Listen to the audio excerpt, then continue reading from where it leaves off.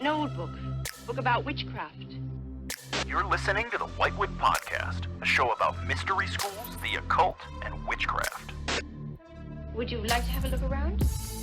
Why have you come to Whitewood? Well, because I'm interested in witchcraft.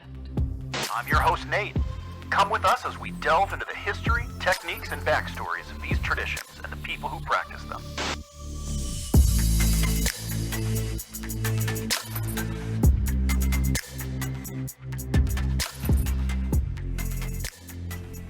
Welcome back to the Whitewood Podcast. My name is Nate Driscoll, and this week we are going to be talking about a topic that I think is central to ceremonial magic in specific.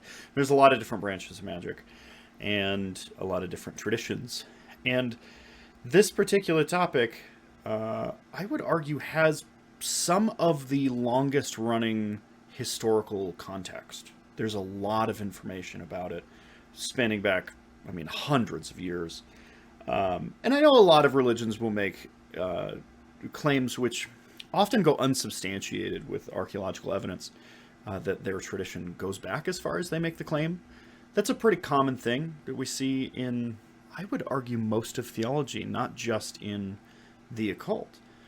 But in this particular case, there's a lot of verifiable evidence that would hold up to scrutiny. And it kind of has made its way into the mainstream of multiple religions because of that. It's very long running.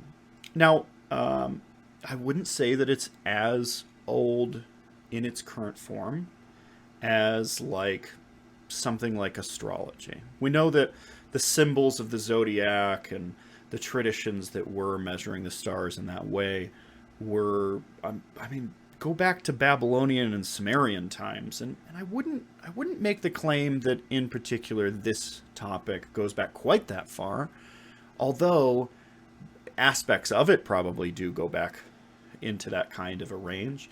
But I would make the claim that it seems to at least go back to an oral tradition which is first written down around the 1st century Common Era.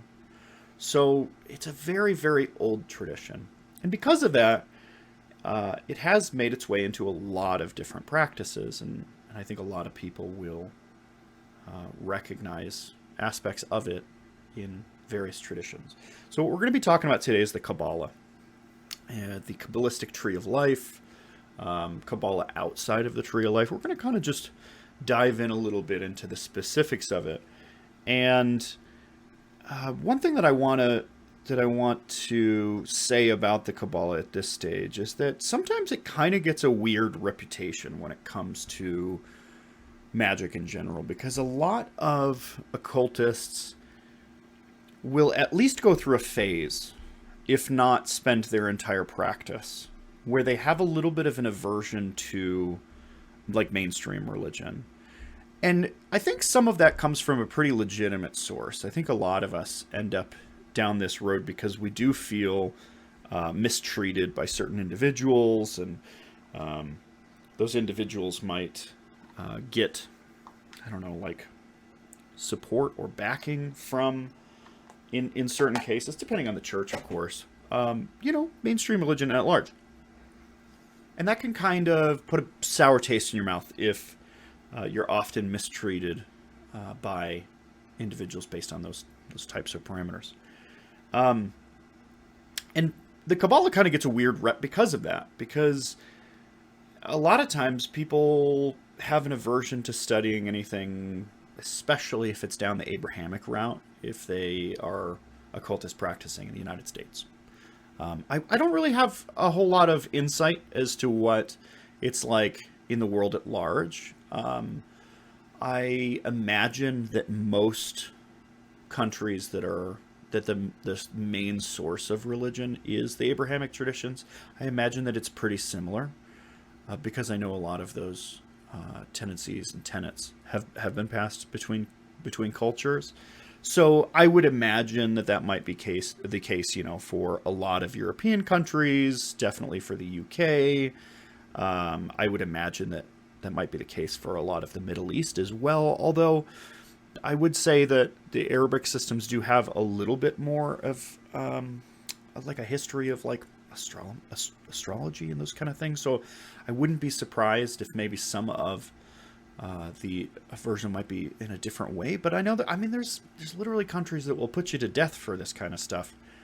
And so I know there's a lot of aversion, at least in the community that I witness on a regular basis. And when I get into certain circles where people know a lot about the history of things, I don't see as much of that aversion. I think that a lot of people end up kind of leaving it at the wayside as they advance, as they grow through certain levels. But there are entire communities of the occult that basically want nothing to do with anything that has Abrahamic origins.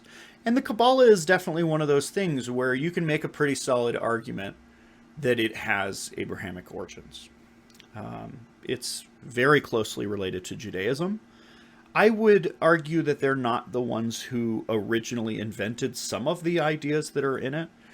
And I would also argue that the way that we utilize it today is not quite how they use it, either today or throughout history. So you can make some different arguments, whether that's they're not the first to do these kind of things with their alphabet and with assigning symbols to different things, which we're going to go very in depth into. But I would also make, I would definitely say what we're doing now with these particular things is pretty far from what they were doing with it originally or what they're doing today. But of course, I kind of come from a standpoint that if you're getting something out of your religion and it's helping you be a better person to the people around you, then I support you in doing that. I do get a lot out of my system, and I hope that other people experiment with it enough to have like an educated viewpoint on it. But at the end of the day, if you're coming from that other tradition, there's no reason why I can't respect that tradition enough to learn a little bit from it and to open my mind to the way that somebody else goes about their spiritual experience. And I think that that's especially true with the Abrahamic religions, because especially for occultists, we tend to, and I know I went through several phases in my life where I kind of had a chip on my shoulder about it. I know I was a little more defensive towards that one direction. I was a little bit more open towards things that were, I don't know, like of Eastern origin, for example, because there seems to be a more esoteric side to it, whereas modern day, there's not as much esoteric side to some of the Abrahamic traditions. But that brings up the very first talking point that I wanted to get into, which is that the Qabbalah, as it was originally practiced and taught, was the esoteric side of Judaism and still kind of stands as the esoteric side of Judaism in a modern era. Now, if we're going to be having this conversation, especially if I don't get to do what I like to do when I'm giving presentations in person, I don't get to have like slides and show you pictures and those kind of things to help clarify some of the more difficult things that I might like to, talk about. I think it's really important that we talk a little bit about the spelling of Qabbalah and how that relates to different forms of Qabbalah. So Qabbalah, you'll see it online and written in books a lot with multiple spellings. And nowadays, those spellings are describing slightly different things. Now, I don't know that that's something that was originally in the very beginning. They were like, hey, this group is going to just change the first letter, and now we're talking about something else that's very similar. I don't know that that's really where the origin of the different spellings came from, but in a modern era, it is pretty much like clockwork that the different spellings do describe different things. So Qabbalah with a K, Qabbalah spelled Kabbalah, represents kind of the Jewish mysticism side of it. That's going to be like the study of Jewish scripture. It's going to be heavily tied into some requirements for the Jewish individual to kind of meet before engaging with the Qabbalah. And now I'm going to make some general claims about what some of those requirements are, obviously there are many different branches of Judaism, and some of them might not have some of the same restrictions on who is, I wouldn't say qualified, but who is recommended to study the Kabbalah. In general, they would say that it's kind of forbidden for most people until they reach a certain age. Usually that age is between like 35 to 40. Some traditions are even older, and that's generally reserved for men to study. Usually they suggest that you have certain things ready in your life before you start to engage with the esoteric side of Judaism. So one of the qualifiers would be somebody that's married and, kind of stable in their life, whether that's stable in their career, maybe you own your own home, maybe you already have given birth to some kids and you've got your family, on lockdown. And they usually suggest that because the belief is that the study of Kabbalah and the esoteric experiences that come from that can be disruptive in a way where, because you're experimenting with such intense forces, if you don't have a firm footing in your life, it can be disruptive towards certain stages of growth. And so they usually don't suggest studying it until that point in your life. Now, I wouldn't necessarily say that we don't believe that that it is potent enough to cause disruptions in your life when we look at more the occult side of it. But I would say that it's open to whoever chooses to study it when you look at the non-Jewish side. If you make the determination for yourself, then it's kind of up to you to be playing with those forces. So the other main spelling is Qabalah with a Q. So it's Qabalah, usually. Sometimes they double up the B, similar to how the B is doubled up in Qabbalah with a K. But usually there's only one B when you're spelling it with a Q. And that's representing a different side of this thing, right? That's describing the Hermetic side, as Kabbalah overlaps with Hermeticism, dealing with elemental planetary forces, those types of things getting drawn out of it. And definitely the style of writing that we would use when we're describing the occult side of it. And that became really popular in Renaissance Europe. And that makes a lot of sense because a lot of the ceremonial magic tradition was spawned through Renaissance Europe's alchemical studies, the Hermetic side of, those kinds of things. It makes sense. And it mostly gets derived from ancient manuscripts on magic.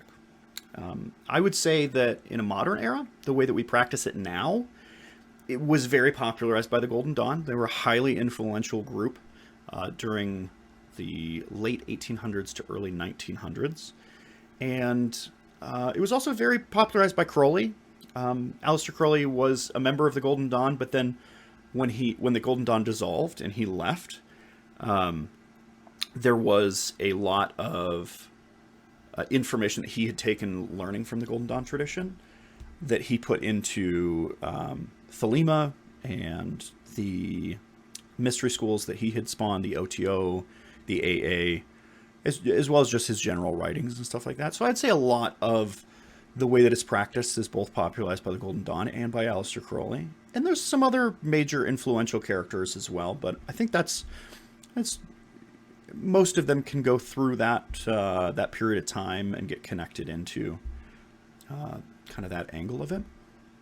And usually speaking, again, there's many traditions of Judaism, but usually Kabbalah with a Q is something that the Jewish community doesn't look very kindly upon.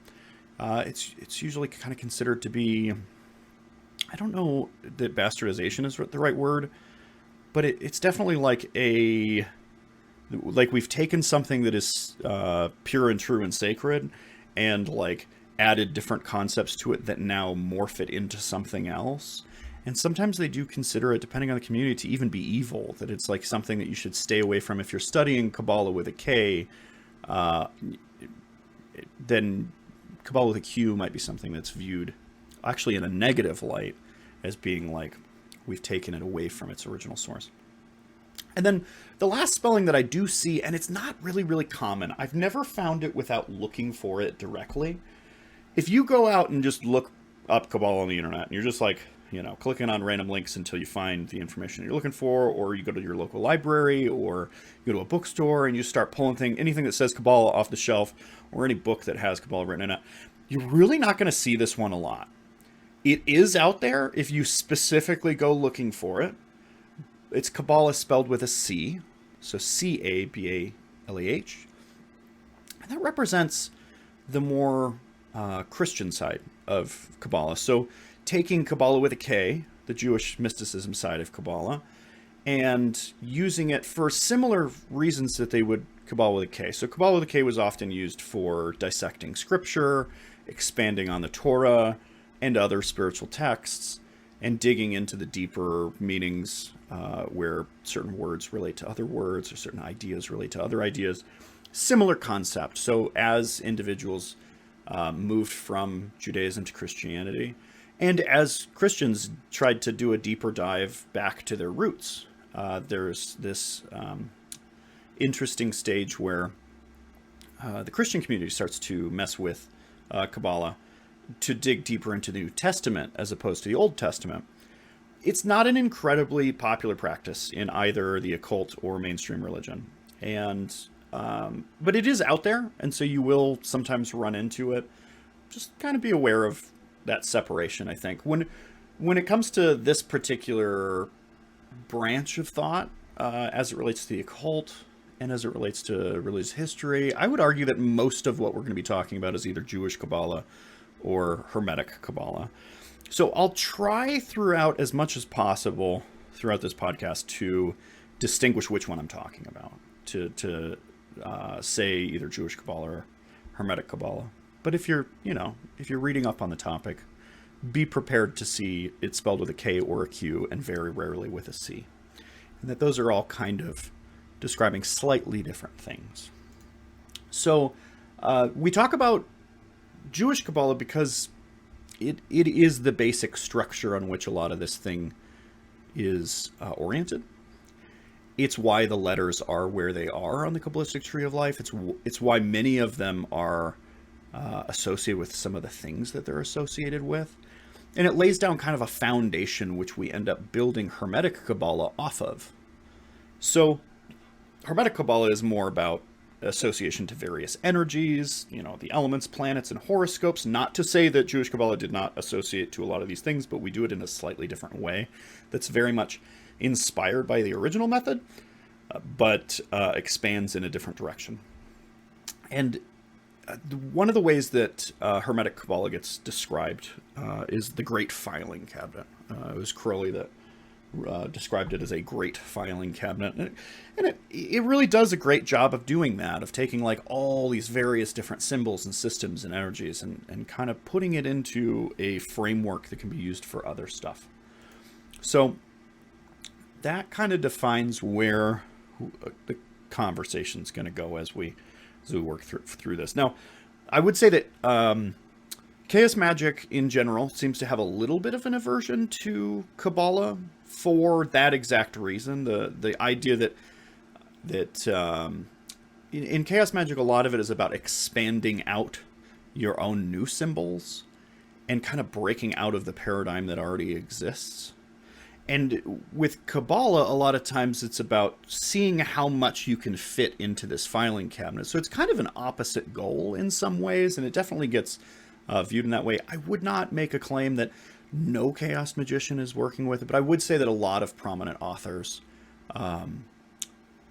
either stay away from it entirely or try not to overly use it in a way that is so rigid that it forces the practice down a familiar pattern. And that just kind of has to do with some of the tradition and how that works. Definitely a valid way of going about things. I wouldn't say that that their system is invalid because they don't use Qabalah. I would just say this system is also very valid and serves an incredibly important purpose when you look at ceremonial magic as a whole. So let's look at like the actual history of Qabalah, a lot of it's going to come back to Jewish scripture. So I wanted to reference two major sources. The Zohar is the main Kabbalistic text as it's practiced in Judaism now. Zohar was originally written in Spain around like 1280, somewhere in that range. Multiple authors have taken part in it, but one of the major ones was Moses de Leon. And it acts as like a commentary on the Torah. It includes a lot of different books. I don't remember this entire number. I think there's like 7 of them. But the ones that get used the most in the discussion that relates over to the occult side of it are the Book of Concealment, the Greater Holy Assembly, and the Lesser Holy Assembly. Those are the first 3 books within the Zohar. If you want to see translations of those into English, Samuel Mathers, one of the 2 founding members of the Golden Dawn, he translated them in his book Qabalah Unveiled, and he also wrote commentary on them in the notation section as he was translating them. So it's a fantastic route to go if you're kind of looking down this side of it, or if you just want to see, translated into English some of those books.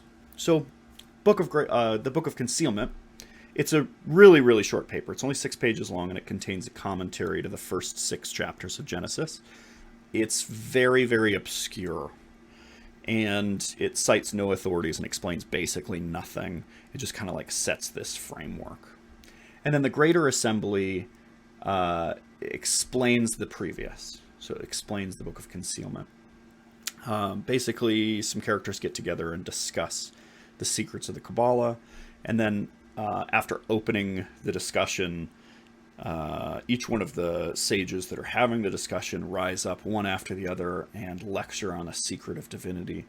And then Ben Yochai, being one of the main characters in that, referencing an actual individual, each one of the sages come up and then he responds to their interpretations, and then each one of them steadily become more aesthetic until 3 of them die. It's an interesting read for sure, and some people have called it architecturally perfect, being like very reminiscent of the meaning and tying into a lot of the concepts. The Lesser Assembly is throughout that, basically Ben Yochai dies and a speech is quoted in which he explains the Greater Assembly. So Book of Concealment, 6 pages long, then the Greater Assembly comments on that in depth in a narrative, and then Lesser Assembly comments on the Greater Assembly. They're definitely worth reading if you're diving down the Jewish side of things. I don't think that gets referenced a whole lot in the occult. Obviously, Mathers definitely was familiar with it, and as we said already, Mathers and the Golden Dawn act as one of the primary forces which made this a very prominent practice. But I think that a lot more of it comes from this other text, which is called the Sefer Yetzirah. So the Sefer Yetzirah is a book that gets referenced as early as the 1st century. So we know it was probably in some form written in the 1st century. But we don't see direct quotations of it in other writings until about the 6th century. So it's hard to say how accurate our modern day version is to that original version. And then by the 10th century, Qabalah is actively practiced in Judaism, and there's entire commentaries which start to get written on the Sefer Yetzirah. So we know that a lot of the ideas that were in the Sefer Yetzirah were passed down orally before they were written down. So there was a living tradition wrapped into these ideas. But as far as like where its original source is, it's kind of lost to time. There's definitely biblical references, and then some of the analyzation of those references were probably passed via word of mouth for many centuries before the book gets referenced to have existed in the first place. So that's going to act as one of the major inspirations of how we practice Kabbalah today, like the Hermetic side of that. There's a couple of different individuals. I'm going to go really fast throughout these. Some of these will come up later, but I just kind of wanted to lay a little bit of a framework because a lot of this gets expanded on around the 15th century, 16th century. And that's where we get like a lot of, these manuscripts that go over specific associations of different things. And I wanted to just really briefly talk a little bit about that. So there's an individual in the 15th century named Giovanni Pica di Mirandola. And he was going about trying to unify a lot of the concepts of Platonism, Neoplatonism, Aristotelianism, Hermeticism, and Jewish Kabbalah. He himself was a practicing Christian. Like we said, kind of, going back to his roots and trying to unify a lot of these concepts. And he lays out some of the framework for Kabbalah with a C, the Christian side of Kabbalah. But he also was in this process of unifying, the Hermetic side and the Jewish side, as well as several other points. So we know by the time he pops up, there's already a rich tradition of it. But he writes some of the oldest texts that we have, like, access to, if that makes sense. A little bit later, we have a very influential member on the Jewish Kabbalah side, named Isaac Luria. Now, Isaac Luria sometimes holds the title the Ari, and he's usually described as like one of the most notable Jewish Kabbalists. He's the father of what's called Lurianic Kabbalah, Lurianic stemming from his last name Luria. He shows up in the 16th century and lays the framework for what's called the Ari arrangement, sometimes also known as the Lurianic tree. So he was teaching students at a Kabbalistic mystery school. He had more of an academic side of it, where they were just teaching students, but then he also had an initiatory side, where the initiations were towards the secret knowledge that was down this road. And it included things like his formulas for invocation and conjurations of these forces and those kinds of things. And a lot of his work is lost, unfortunately, because he communicated, they say that he communicated it all spontaneously by word of mouth. That he literally was like, okay, I'm going to give an essay that I'm not prepared for at 3 p.m. today. Let's go talk about this one idea that I've been wrestling with or fleshing out. And he would just spontaneously, without preparation, give these long form, several hour long speeches about the importance of this scripture or that scripture, or analyzing in this way or that way. And because of that, he never wrote any of it down. And so we know that he was incredibly influential from some of the people that went to those schools, where they would write down from memory, like they would leave the lecture hall and go to their chambers and be like, oh man, he talked about all this really great stuff, and here's what I remember from the speech. And so we know a lot of his stuff via that.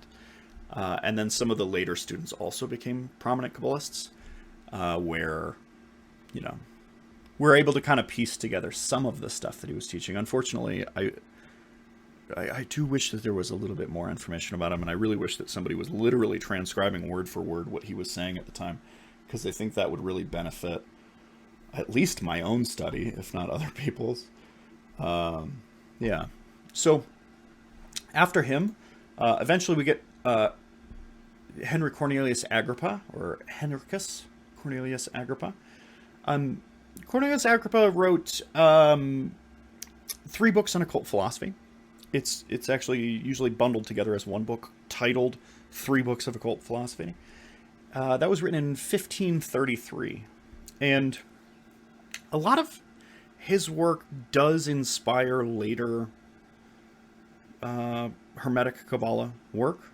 But one of the great criticisms of his work is that he focuses so much on angelic and holy aspects and then disregards a lot of other things. So if you talk about like sigils and seals of angels, you're going to get a lot of work relating back to his work, or at least inspired by his work a lot of times. But when it comes to like I don't know, just some of the more generalized stuff that you can do with the Kabbalah. He doesn't do a whole lot there. He was one of the first to start publishing like tables where he breaks down like the entire horoscopes and planetary and elemental forces, and then associates each one of those to a letter of the Hebrew alphabet, and then associates each one of those to a sigil, and then associates each one of those to a Greek letter. He even goes as far as like for example, Crowley in 777 and other Kabbalistic writings. Crowley has some tables that have to do with like geomancy and relating geomancy over to, certain signs. He definitely falls into that category of having founded a lot of the idea of breaking all this down into tables. We don't use a lot of his work as it was written. Like, for example, in a modern era, we wouldn't associate... okay, so I have a table in front of me. I'll just pick one. So, like, Taurus, he associates it with Zion, which is one of the letters of the Hebrew alphabet. And we wouldn't associate Taurus with Zion. We would associate Taurus with a different letter of the alphabet. We would associate it with Vav.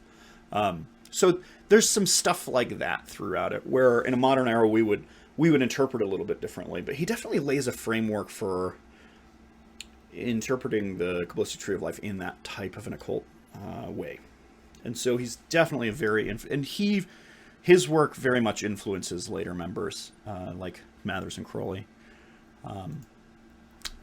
Okay, so moving on to the next person. The next person that was incredibly foundational in this work is Athanasios Kircher. Now, Kircher, he was around in like 1652-ish era. 1652 is where he starts publishing a couple of works. He brings in concepts of Greek Orpheism and Egyptian mythology and ties them together through the lens that is the Kabbalah. Now, his work is incredibly inspirational towards our system because his association of which letter goes on which path of the Kabbalistic tree is the same arrangement that we use today. So I would argue that he's definitely one of the more influential members. I would say, though, so he wrote a book called Oedipus Egypticus, and he talks about assigning like different Egyptian deities and things like that into the system. But part of the problem was, prior to the discovery of the Rosetta Stone, we hadn't fully cracked the Egyptian hieroglyphic language system. And so we knew that there were ancient Egyptians, and we had a lot of pictures of their mythology, and we had pieced together some ideas of what their mythology was, but it wasn't until after the Rosetta Stone that we knew for certain what their myths were, because that had been lost to time. And so Kircher, unfortunately, comes up in an era where he's running on a lot of misconceptions of Egyptian symbolism. And it's just it's not a product of, a lack of education on his part, so much it is a lack of understanding on the entire understanding of his time period towards those myths. So I would say that that's definitely one thing to be aware of if you start looking at Kircher's work. And another thing that I would say is that he lays a framework for associating like the 72 angels, 72 hours, those types of things into the letters of the Hebrew alphabet, which is going to be fundamental. We'll explain in a little bit why I keep bringing up like letters and why that's important.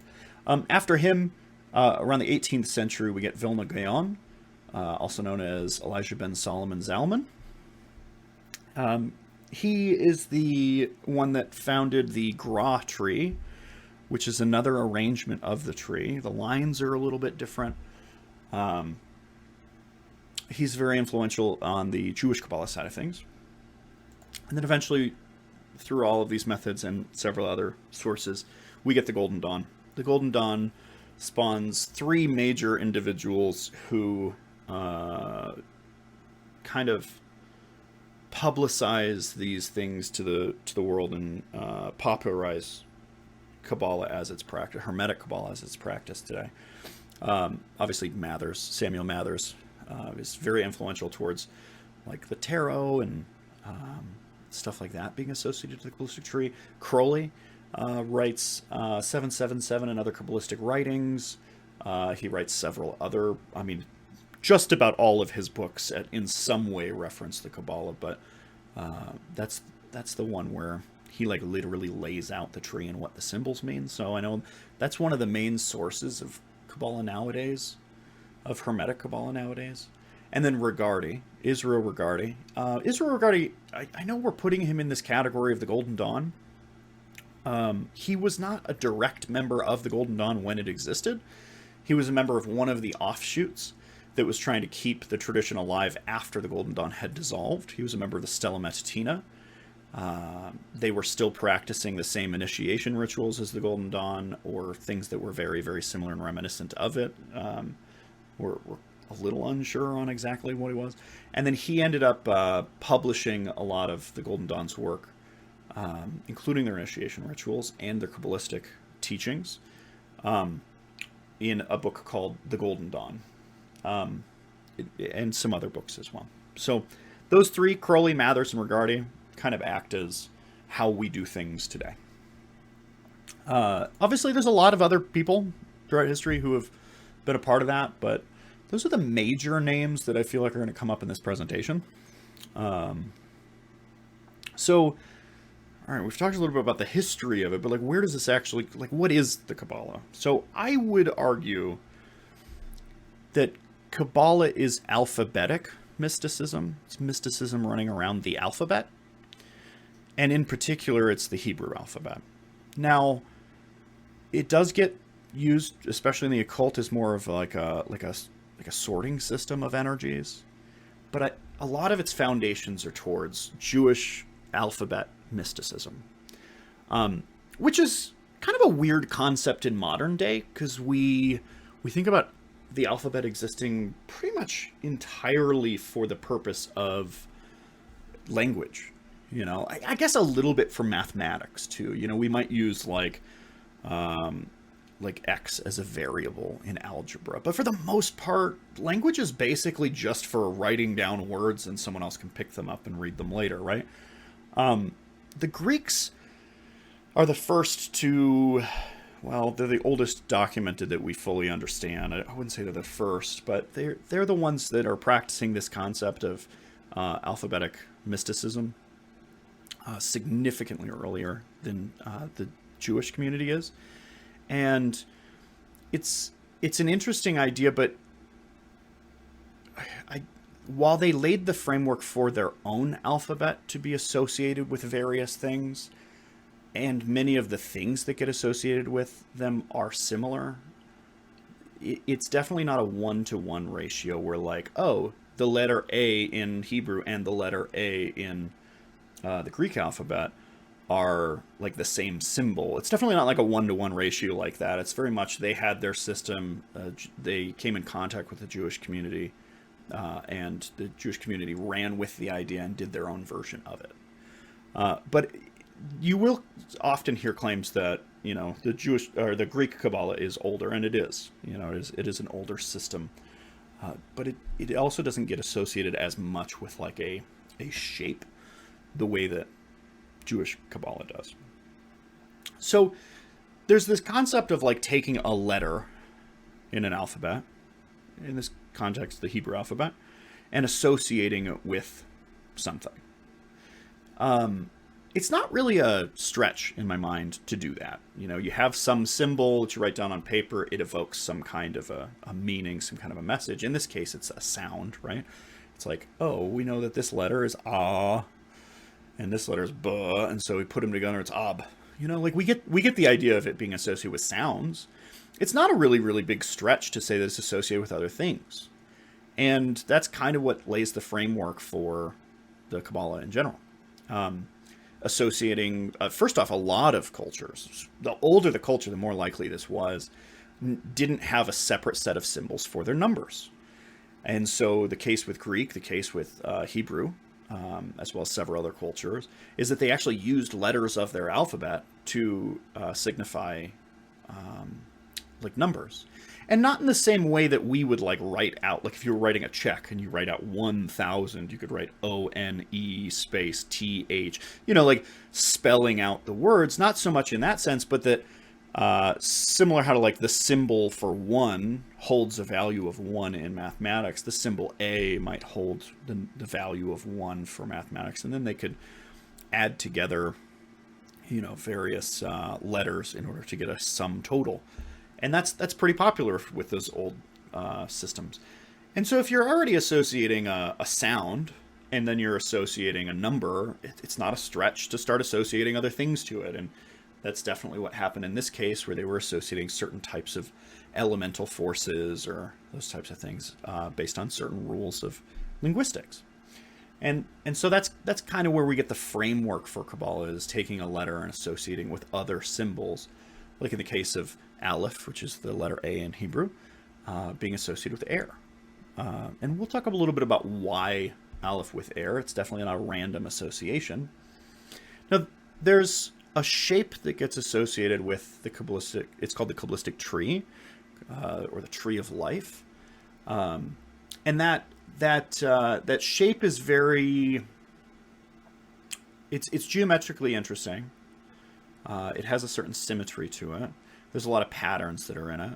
Basically, you have a series of circles, which represent spheres, and a series of lines connecting those circles to create some geometric shape. And it's impossible for me to describe that over a podcast, but I would say just Google Qabalistic Tree of Life, and I'm sure you'll find the symbol that we're talking about.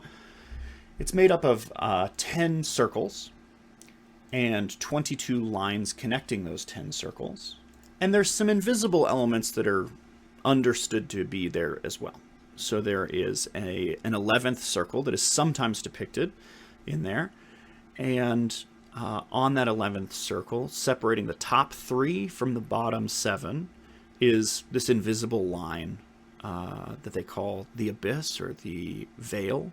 It's this separation between the top 3 and the rest of them. And then above the top 3, there's also these 3, what they call the 3 nothings, or the 3 like states which exist before. Yeah, that's a good way to word it. Those 3 are Ayin, Ayin Sof, and Ayin Sof Or.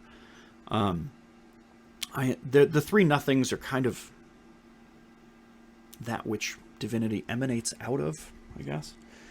There's Ayin, which is like true nothingness. And even to describe Ayin is impossible because it is nothing, right? The idea that we have attached the word nothing to it to describe it is destroying how nothing it really is. We're saying true nothingness. It's an abstract concept that your brain can definitely wrap around, but language cannot, because as soon as you attach a word to it, you have made it something in at least one respect. So that's the concept of Ayin. Ayin Sof is this empty space. It's like limitless space, a 3-dimensional empty nothing, right? So there's technically something there now. There's the space which something could exist in, right? And so it's another version of nothing, but now there's some semblance of something there because there are 3 dimensions for the nothing to exist in. So that's the concept of Ayin Sof. And then Ayin Sof Or is limitless light. It's this idea that that space of 3-dimensional nothingness is now filled with a nothing, which is this limitless light. And if you think about light and the way, I'm sure you're probably surrounded by lights in some form. If you're listening to the podcast, you're probably in a room. You could consider the room itself, the empty vacuum that is obviously you're not in a vacuum. Maybe you are. Maybe you're listening in space. Good on you. But you're probably not. You're probably in a room that's filled with oxygen, but you can understand that box, that room that you're in is this, volumetric empty space, right? And then the light emanating from whatever the light source is, which in this case you wouldn't have a light source, it would just be filled with this limitless light, right? But until there's a physical object there to reflect that light, it's invisible. Light doesn't take on a property until it bounces off of a thing. And then suddenly, it allows you to see, So the concept of Ein Sof R is this limitless light filling this vacuumous volumetric space, and it itself is nothing because there's nothing in the space. So that's kind of the concept of those three nothings. It's just sometimes when you look at the Qabalistic tree, you might see like three curved lines up above the tree. That's what that's representing. Sometimes you might see the veil or the abyss, a line separating the top three from the bottom three. That's what that represents. And then sometimes you'll see this this extra sphere added on, an 11th sphere added on in that veil. That represents Da'ath. But Da'ath is not an actual sphere. We'll talk a little bit about that separation. So why the layout at all? Like why have 10 spheres and 22 lines? And there's some other stuff going on as well as far as the geometric layout of it. So first off, the concept of 10 is 10 is one of the sacred numbers in Judaism. A lot of that comes from scripture. And some of the examples of that are like the world was created in 10 divine utterances, like God speaks 10 times in Genesis. There's some other references to the number 10 as well. There's 10 generations which pass between Adam and Noah. There's 10 between Noah and Abraham. Adam, Noah, and Abraham act as, major characters throughout the Old Testament. Abraham receives 10 trials from God. The Israelites receive 10 trials in the desert. There's 10 plagues in Egypt, 10 miracles which occur in the temple, and there are 10 commandments. So the number 10 often comes up and is associated with these sacred ideas, right? So the big one is probably those divine utterances. So in the very, very beginning of Genesis, God speaks 10 times over the course of 7 days. In each one of them, he says something, and something is created as a result of that. So that's like, let there be light, and then there is light. Let there be a firmament, and then there is a firmament. So that's one of the major sources where we get that idea of 10 being a sacred number. As far as 7 and 3, both 7 and 3 are also very important numbers. 7... to kind of put it into the context of the similar to the 10, Enoch is the 7th generation from Adam. Enoch plays major roles. Moses is the 7th generation from Abraham.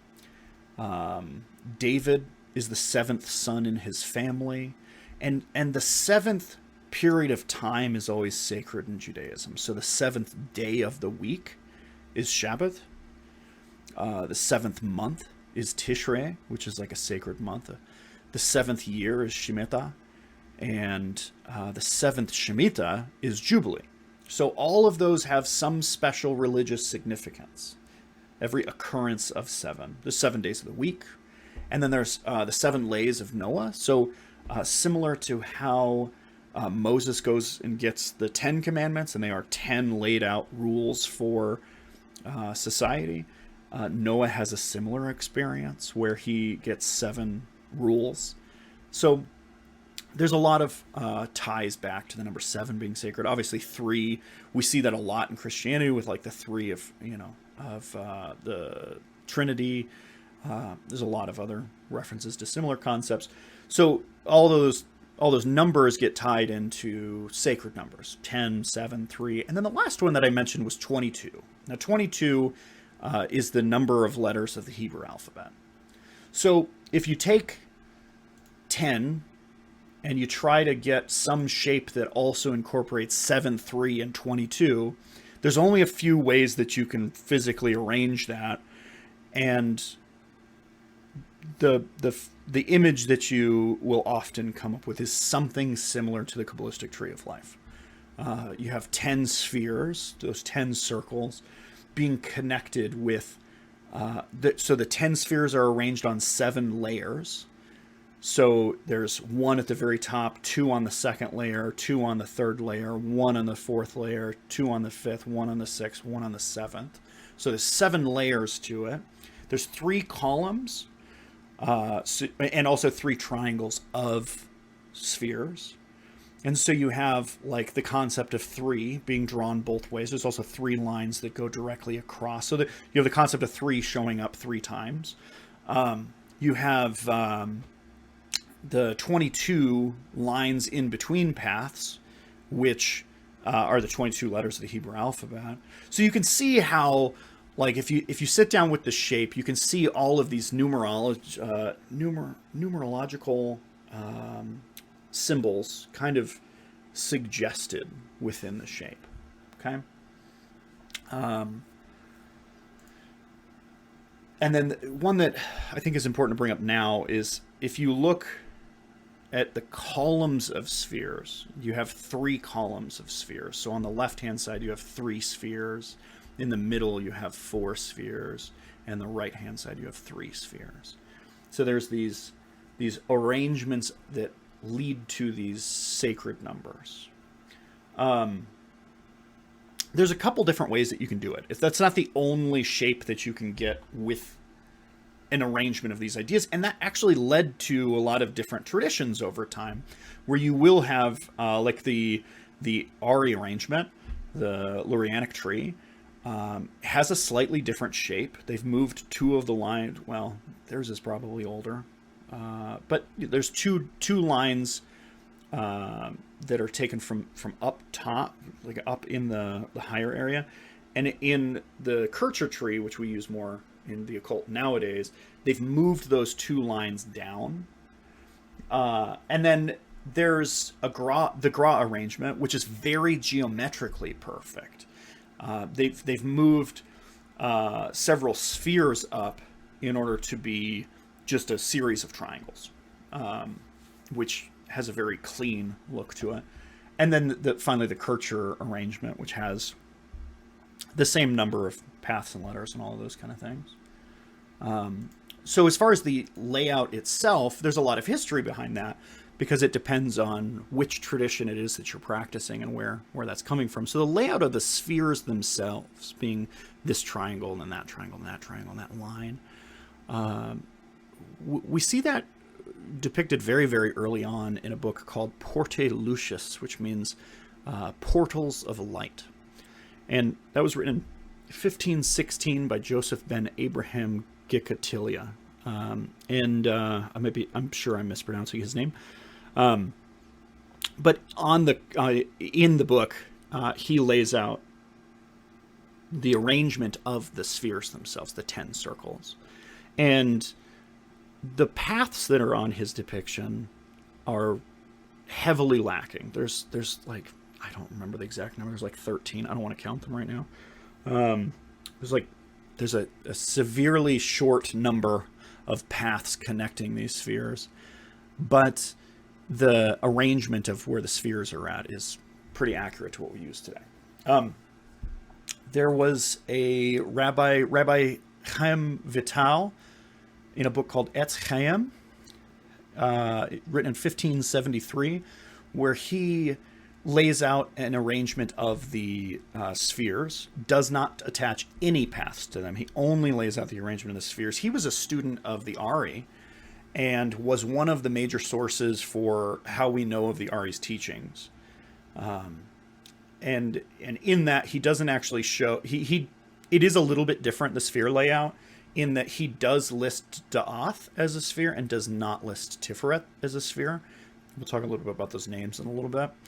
But if you're already familiar with the tree and some of the spheres, his arrangement's just a little wonky in comparison to what we use today. But it still has 10, and they're in a very, very similar geometric arrangement. The one that we really take most inspiration of, the one that Kircher took his inspiration from, is a book called Pardes Rimonim, which was written in 1592.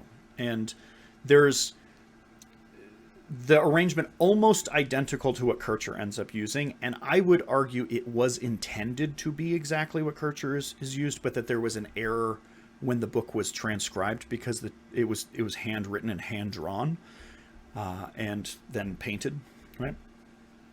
With like inks, not like a paintbrush. Actually, I don't know. I assume with inks, not a paintbrush. Who knows? But it shows kind of a negative image not negative in the context of like bad, but like negative in the context of like, if you look at it like a negative photograph, like a photograph's negative, it shows a negative image of the tree where the tree is a series of holes in some other image. There's like a red border and a yellow background, and the tree is drawn as holes in that yellow background, if that makes sense. In that, it lays out the paths almost identical. It is missing one path going from Netzah to Hod. And you can kind of see, if you look at a photograph of the original, where it looks like originally he drew a line there and then accidentally colored it in with the yellow background. So if you look really, really carefully at that, it almost looks as if it does have 22 paths and then was accidentally transcribed wrong. And there's also a line drawn on one of the spheres that's a little thicker on the left-hand side, where if you've ever like written a letter, you know, like you're like writing down a word and you write a certain letter wrong because you're writing too fast, and then you go back over it and like write it in a bigger bold to correct what letter you put there. It almost looks like he's done that with a circle, because there's like this one section of the circle that's just a little thicker than the other. And the line where that error is looks like it would have connected into a path had you not drawn that letter like that. So there's there are people who have guessed that this is actually a transcribing error, and that it was actually the arrangement that Kircher ends up using. But at that period, there's no letters associated with specific paths. Obviously the Qabalistic tree is associated with the alphabet, but they haven't said like, hey, you know how there's 22 paths and 22 letters? The letter Aleph goes on this path. That later gets done by Kircher, who pulls off of that source. So Kircher, in between 1652 to 1654, writes Oedipus Egypticus. And in that, he lists several diagrams. One of the diagrams actually shows which letter goes where on the Qabalistic Tree of Life. And that's where a lot of the inspiration for modern Qabbalah, Hermetic Qabbalah, comes from. I would argue that he made a mistake somewhere, that he wasn't as versed with the Sefer Yetzirah in specific. And so he does them in alphabetical order. He starts from top to bottom, and because it's Hebrew, he goes from right to left instead of left to right. And he goes down alphabetically, puts A and then B, and then the next letter in the Hebrew alphabet is G. So he puts them in that order as he descends down the tree. It's a perfectly valid way of doing it, but as I'll describe a little bit later, I think that it misses a very important function in the tree. So the names of the 10 Sephirah are derived directly from Scripture. So the names, they show up many, many times. Two examples that I'm going to use are taken from Exodus and from 1 Chronicles. So Exodus 31:3 lists off the supernal triad and then the addition of Da'ath, being an 11th pseudosphere. And then 1 Chronicles 29:11 gives off the list of all of the rest of them. One of them has multiple names, so it's referenced as one of them that we don't use nowadays. But it gives a really good list, and they're in order, and it shows kind of what we're talking about of these things coming from there. The word Sephirah literally translates to counting or emanations. It's this idea of like things, I don't know, emitting one of the countings of God and his creation, if that makes sense. And the Sephirah nowadays are usually associated to the planetary spheres. Now, we don't talk a lot about planetary spheres anymore. It's kind of interesting. Back when we were using a Earth-centric model of the universe, we didn't understand we were living in a heliocentric solar system. We believed the Earth to be the center of the universe, right? The model of the universe that existed included not just the planet itself moving through the stars, but it included an entire transparent sphere which that planet was attached to. And so there was like this sphere of influence which the planet was, the whole sphere was rotating with just that planet on it. It wasn't just the planet moving on its own accord. It got used in astrology a lot, and their concept of the universe a lot. And so nowadays we would associate this, the Sephiroth with the planetary sphere of influence, not the planet itself. The planet itself would get associated to one of the paths, but the planetary sphere of influence would be associated in that way, if that makes sense. And that is another reason why when we're looking at like astrology, how a planet being rotated in a different direction might still have influence even though it's below the horizon, is because you're on a different side of the planetary sphere's influence. So some of those kind of concepts get tied into there. So I've mentioned a couple of times, there's 10, there's 11, there's a pseudosphere. What am I talking about? So the Sephiroth itself, in chapter 1, verse 4, starts off with the words 10 Sephiroth of nothingness, 10 and not 9, 10 and not 11. Now, there's a couple of different ways to interpret that. It depends on what tradition you're coming from. One of the Jewish tradition interpretations is that it is drawing a line between God himself and the spheres, so that you don't fall out of the system of monotheism.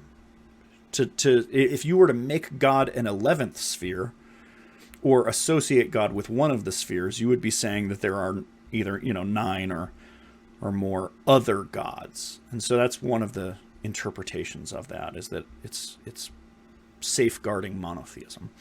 Another interpretation is to set very, very clear in plain text that there are only 10 Sephiroth and not 11. That there is not an 11th sphere. That Da'ath is not one of them. So that's where we get some of that. If you did put Dot on the sphere, it would sit on the middle pillar in between Kether, which is the very, very top, and Tiferet, which is basically in the very, very middle. That's where it would sit, just on that middle line. But it would also divide the line that descends from Kether to Tiferet into a 23rd line, because it would take that 22nd line and divide it into 2 lines, because now there's a, so that would throw off some of the geometry. There's a couple of different reasons why it's not used.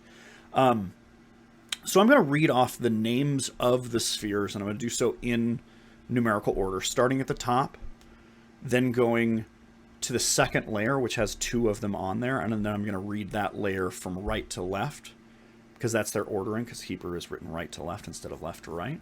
I'm going to put Da'ath in there, but remember that one is a pseudosphere. It doesn't actually represent a whole sphere, so much as it is the concept of knowledge of the supernal triad. And we'll talk about what that is in a minute. So the very, very top one is Kether.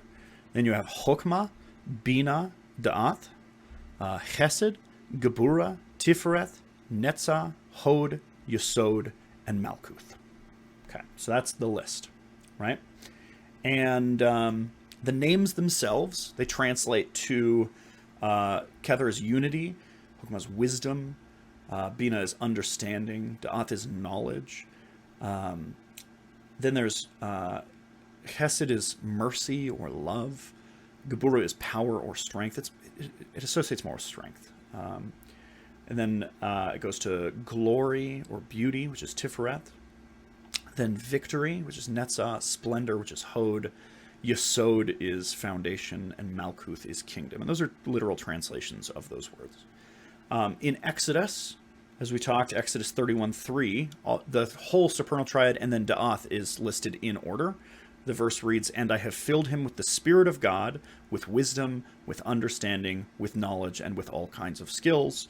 So in that verse, we're to understand that Kether, being unity, is Spirit of God, and then wisdom, Chokmah, Bina, understanding, and then knowledge, Da'ath. And so if you read that verse in Hebrew, it does actually say filled with the Spirit of God and with Chokmah, with Bina, with Da'ath. Those are literal translations of those words.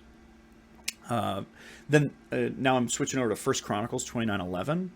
The verse reads, "Thine, O Lord, is the greatness, and the power, and the glory, and the victory, and the majesty. For all that is the kingdom in the earth is thine. Thine is the kingdom, O Lord, and thou art exalted as head above all."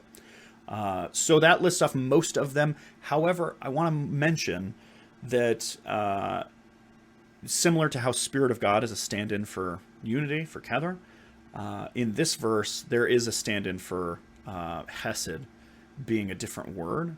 I believe, if I remember off the top of my head, I don't have it in front of me, I think it says Vigadula, which is greatness. And you will sometimes see, like in the Kabbalistic cross within the Lesser Banishing Ritual of the Pentagram, sometimes Hokmah is swapped out for Vigadula,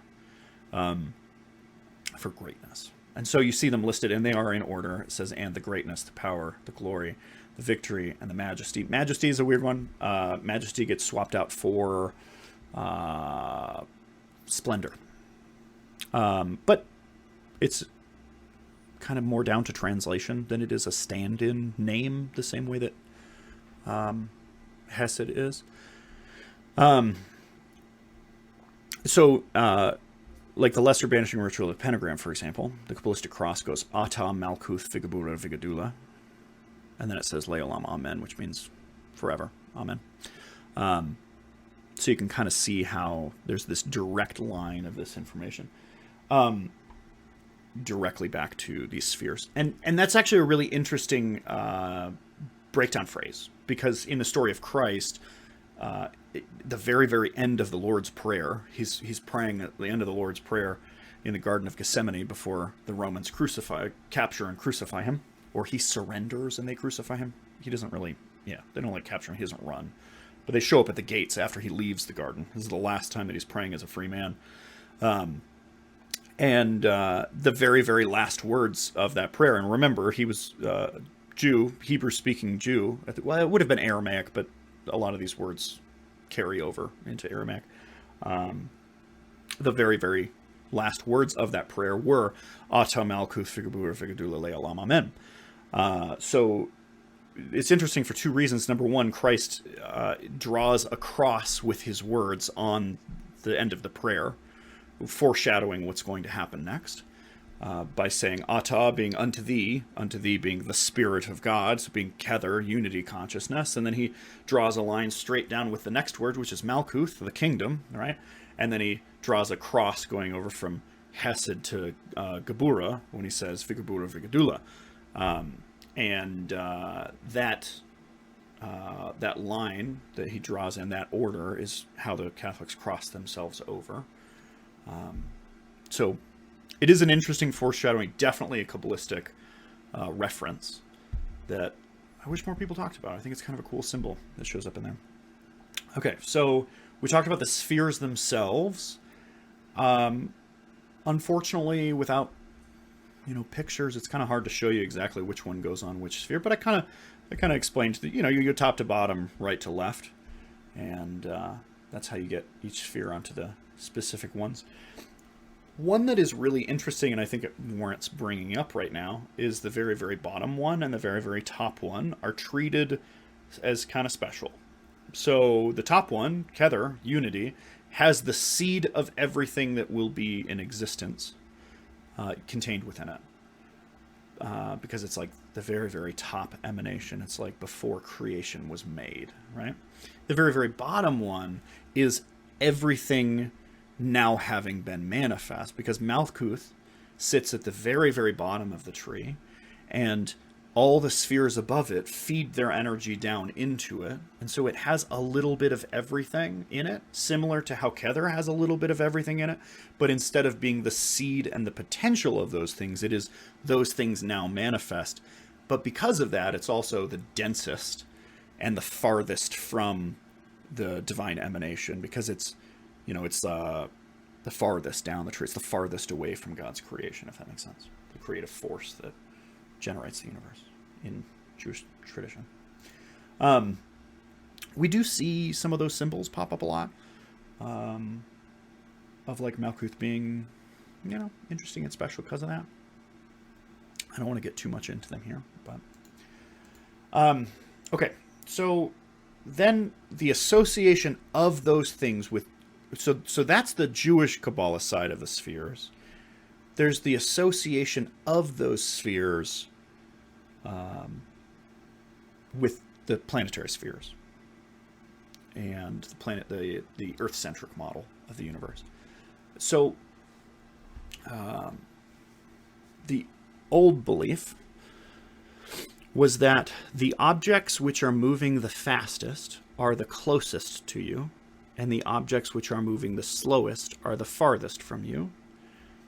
So their movement in relation to the stars that are behind them. So if you look at the night sky, other than the case of the sun, because obviously you can't see the one in the night sky. But if you look at the object and then what stars are relating to it, what's closest to it, and you measure that, and then the next night you go out and you measure it again, and you do that for 7 months or whatever, so you see some of the movements of the slower ones.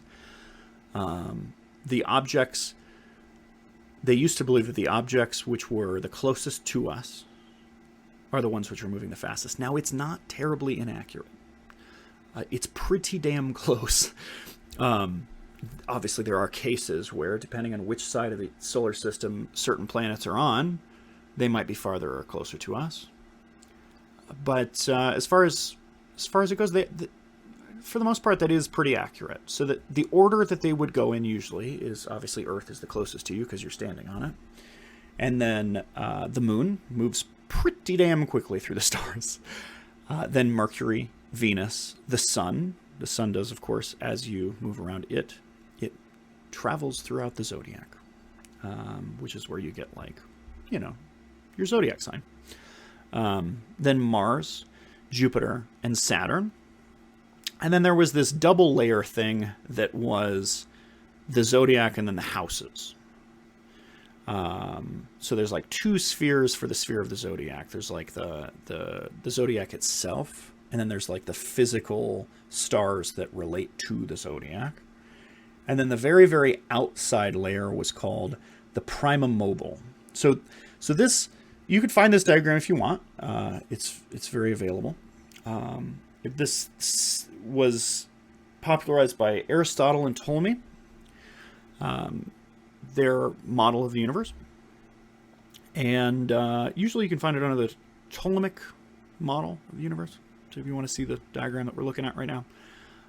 But basically you have the Earth at the center, and then you have a circle around that's marked Luna, a circle around that's marked Mercury. So there's that order based on the speed which they move, right?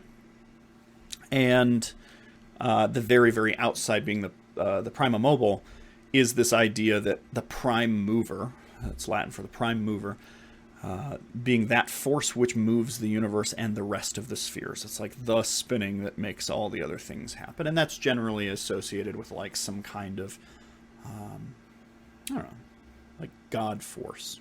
Some kind of, the prime mover being some divine force which moves all the other things. And so if you take the Qabalistic Tree of Life and you start at the very, very bottom with Malkuth, which means kingdom and is associated with the earth and physical manifest reality, and then you assign the rest of them in that order, starting from the 10th, then going to the 9th, the 8th, the 7th, the 6th, the 5, the 4, the 3, then you get all except for, so that those are just the planets, right? You go Moon, Mercury, Venus, Sun, Mars, Jupiter, Saturn. Then there's only 2 spheres left. The second sphere on the Tree of Life gets associated to the zodiac itself, the actual stars, and that includes 2 layers in the Ptolemaic model, which is the zodiac themselves, and then the actual zodiac forces.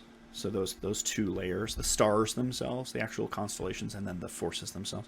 So that gets the zodiac. And then the very, very top one becomes associated with the prima mobile. Okay? So you can see they've taken the Jewish Kabbalah concept. Now we're talking more about the Hermetic Kabbalah concept and why they associated specific planetary forces, specific spheres, with the other spheres, the spheres on the tree. The spheres in the model with the spheres of the tree. And so it's taken directly from that. Now, I would note here that when it comes to the last 2 or 3, depending on if you're adding Doth to the diagram, it is common for people now modernly to add in some extra planets, and those planets relating to things that you can only see with a telescope.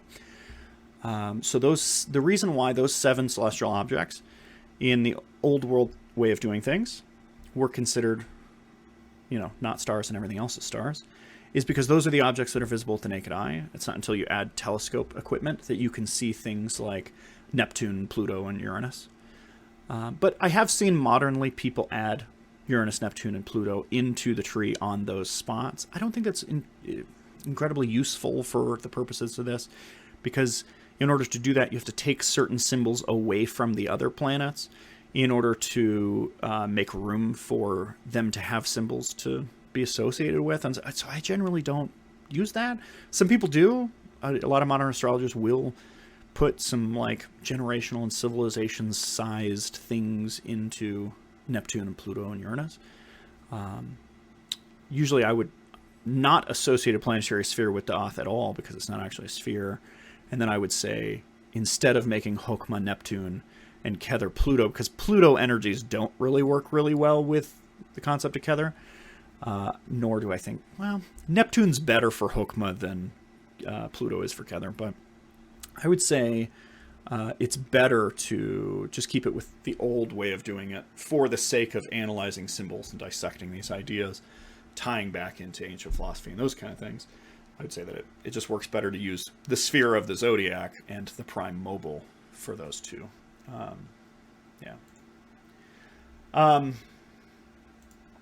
So that's where we get planetary associations on those. Now,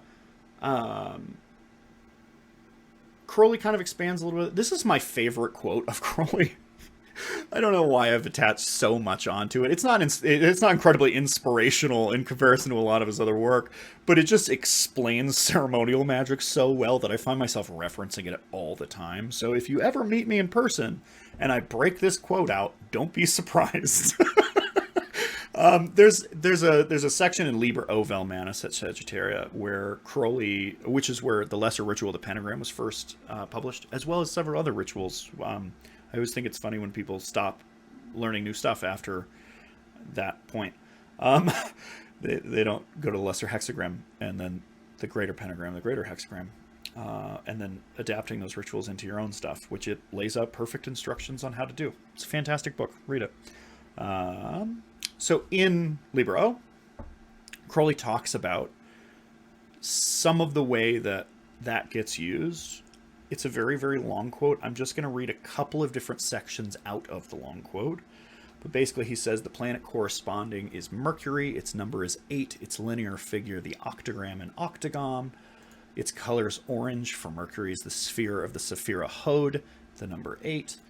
You would then prepare your place of working accordingly. In an orange circle, you would draw an 8-pointed star of yellow, at whose points you would place 8 lamps. And then he continues on to kind of explain how you might adapt a ritual in order to more focus on mercurial energies.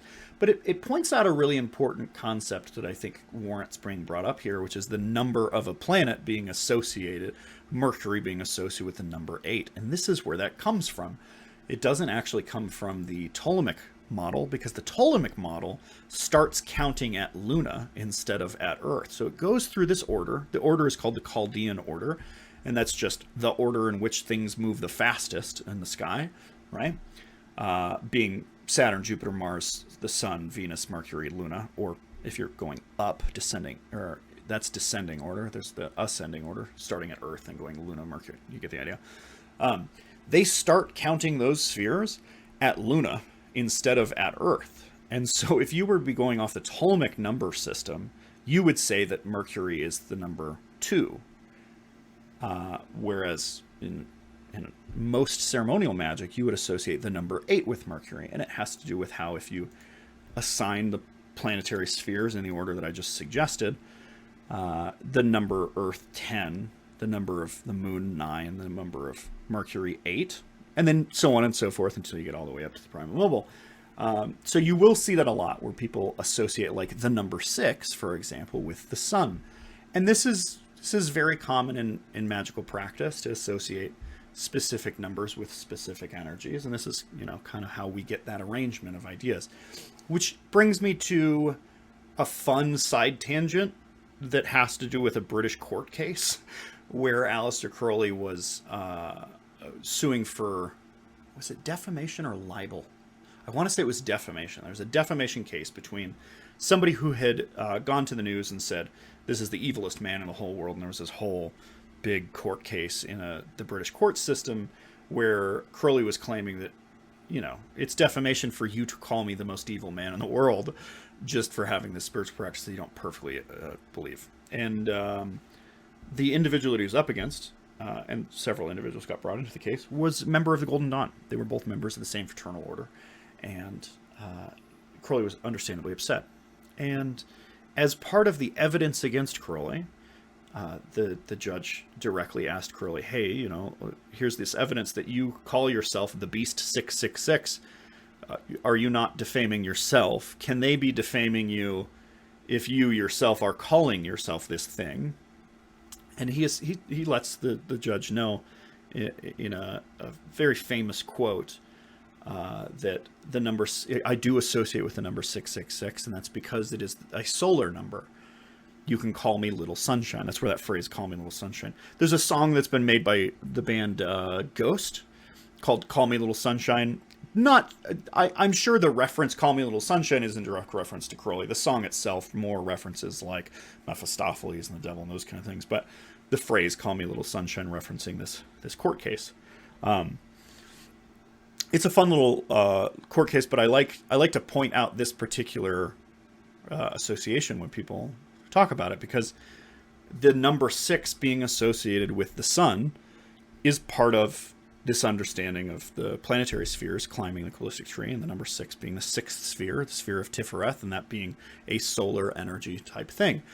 A very common practice in medieval magic and Renaissance magic, and which has now made its way to us, of course, and we still practice this today, is the idea of magic squares of numbers. So what a magical square is where you take a sequence of numbers. So let's say the numbers 1 through, I don't know, as an example, let's say 1 through 5.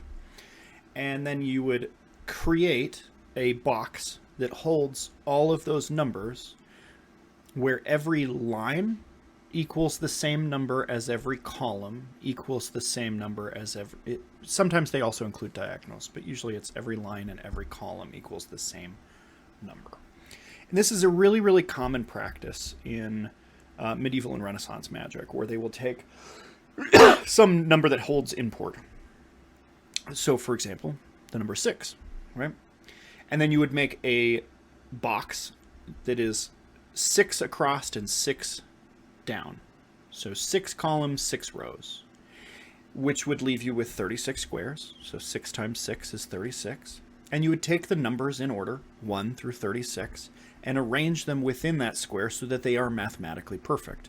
And there's only a couple of ways that you can do this for each number. It's a very rare thing. It's not like you can just throw numbers down willy-nilly. And if you'd like to, you can totally try this for yourself.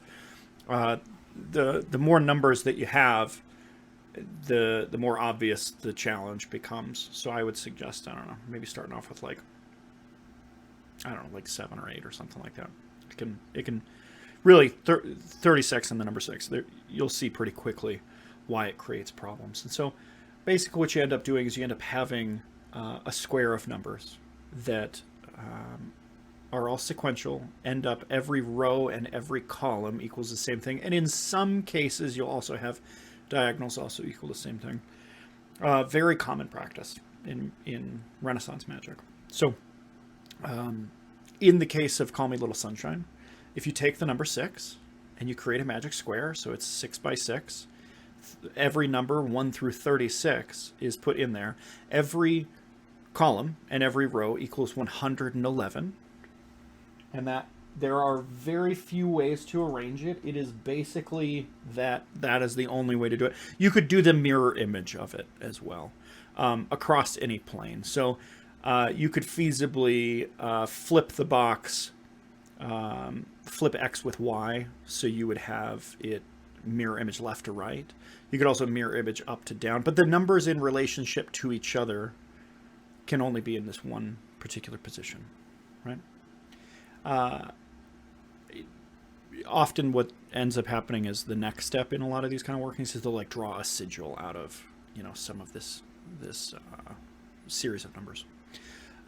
In the case of the solar one, it's 111 on each row in each column, and if you add all of those numbers up, it equals 666. So if you start off with, and the quick way to get to this answer is just to add all the numbers together. So 1 through 36, add them all together, you get 666.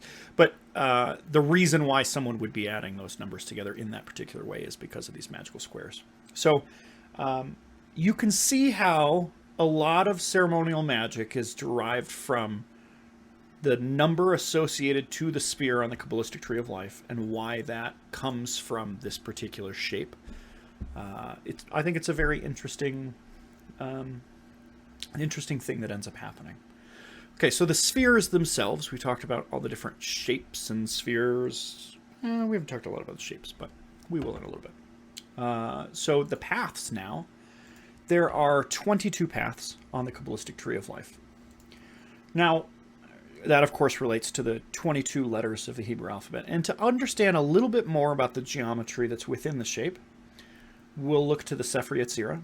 So those 22 paths and the 22 letters relate to a whole bunch of different stuff. The tree that Kircher made, it organizes the entire alphabet via geometric value, gematria, which is the number of value associated to that Hebrew letter, which is also to say in alphabetical order. He goes through in alphabetical order. But that is also to say their numerical value. Some other symbols that have been attached to the paths via this method of association are things like the elements, the planets, the zodiac, and then manifestations of whatever symbol, the element, planet, or horoscope, manifestations of that symbol in other ways. So like different animals, and those animals would be like related to, like, let's say it's a let's say off the top of my head it's a planetary one. It's like Venus, right? So like what type of animal would most relate to the energy of Venus? And that would be, in if I'm correct, let's go off the top of my head, I want to say dove. I don't know. It's not worth double checking, but you get the idea. Associating the animals to those particular energies.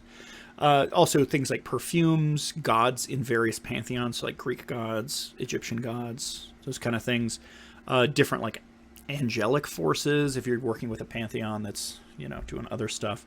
The tarot cards is a really, really common one. That one is popularized by Mathers and very well...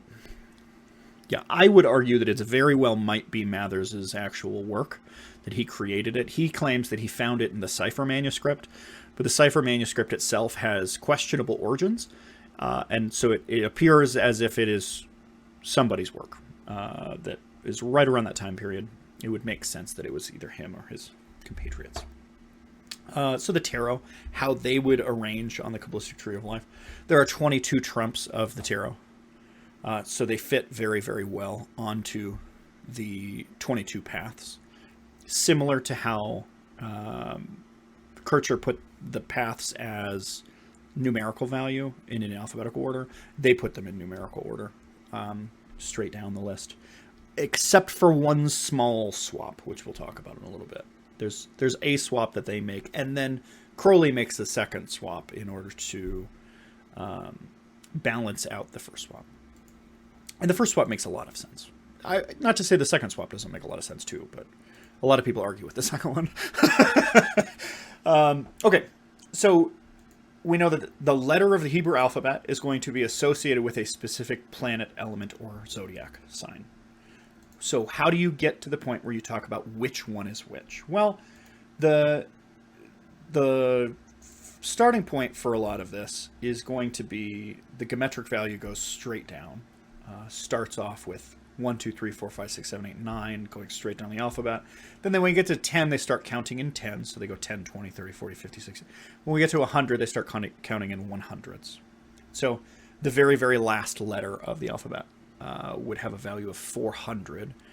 And then there are also some that have two different forms. And so there are actually some letters that, if written in one style, might have a value of, something written in another, they might have a value of 500. So arranged on the Qabalistic tree, they follow that number format. And then the alphabet items themselves get associated in a later period to various things. So Rabbi Akiva lived in the 1st and 2nd century, and he associates various letters with various concepts. Now there's multiple versions of his work. They call it the Alphabet of Rabbi Akiva. I'm sorry, I keep saying that. Basically, they're unrelated to the current interpretations of the Kabbalah, but they establish that the idea of associating various energies with the letters of the Qabalistic tree are like an oral tradition that was probably being passed around at that time. And so it does really well to establish Jewish canon of that type of an idea being associated to their alphabet. Now, eventually in the Sefer Yetzirah, which, as we talked about, was around that same time period, there are 3 different categories of letters. And the 3 different categories are the mother letters, the double letters, and the single letters. The mother letters is where the book kind of opens up and starts dissecting first. It talks about the base. They're basically the base sounds of the alphabet. There are 3 of them. And they make up your 3 primary elements. And then the mix of the 3 makes the 4th element being earth. And these are pretty straightforward cut and paste. They are, I mean, we still use the elemental associations, which is laid out in the Sefer Yetzirah. It is not like, oh, hey, they said something kind of like dominion, so we're going to kind of associate that with this element. It is like, in the Sefer Yetzirah, it says, this one is this element. Like, cut and dry, very plain. The double letters, there are 7 of them. And they're called double letters because they make 2 noises. So at the period where this book is being written, Hebrew doesn't have any vowels or any notes to notate vowels. It also doesn't have any notes to notate when a sound might be, like one alphabet letter might make 2 sounds. And so you kind of have to hear the word before you know which specific one. Now they have added some marks, and we'll talk about that in a second. But all of these 7 letters are letters that make 2 noises, potentially. And then the final is single letters. These are the simple sounds. There's 12 of them. So we have a division of 3, we have a division of 7, and that would leave us with 12 leftover letters. We have a division of 12. So it's very, very easy to see why, first off, the Hermetics went, that's a division that's very, very similar to what we use.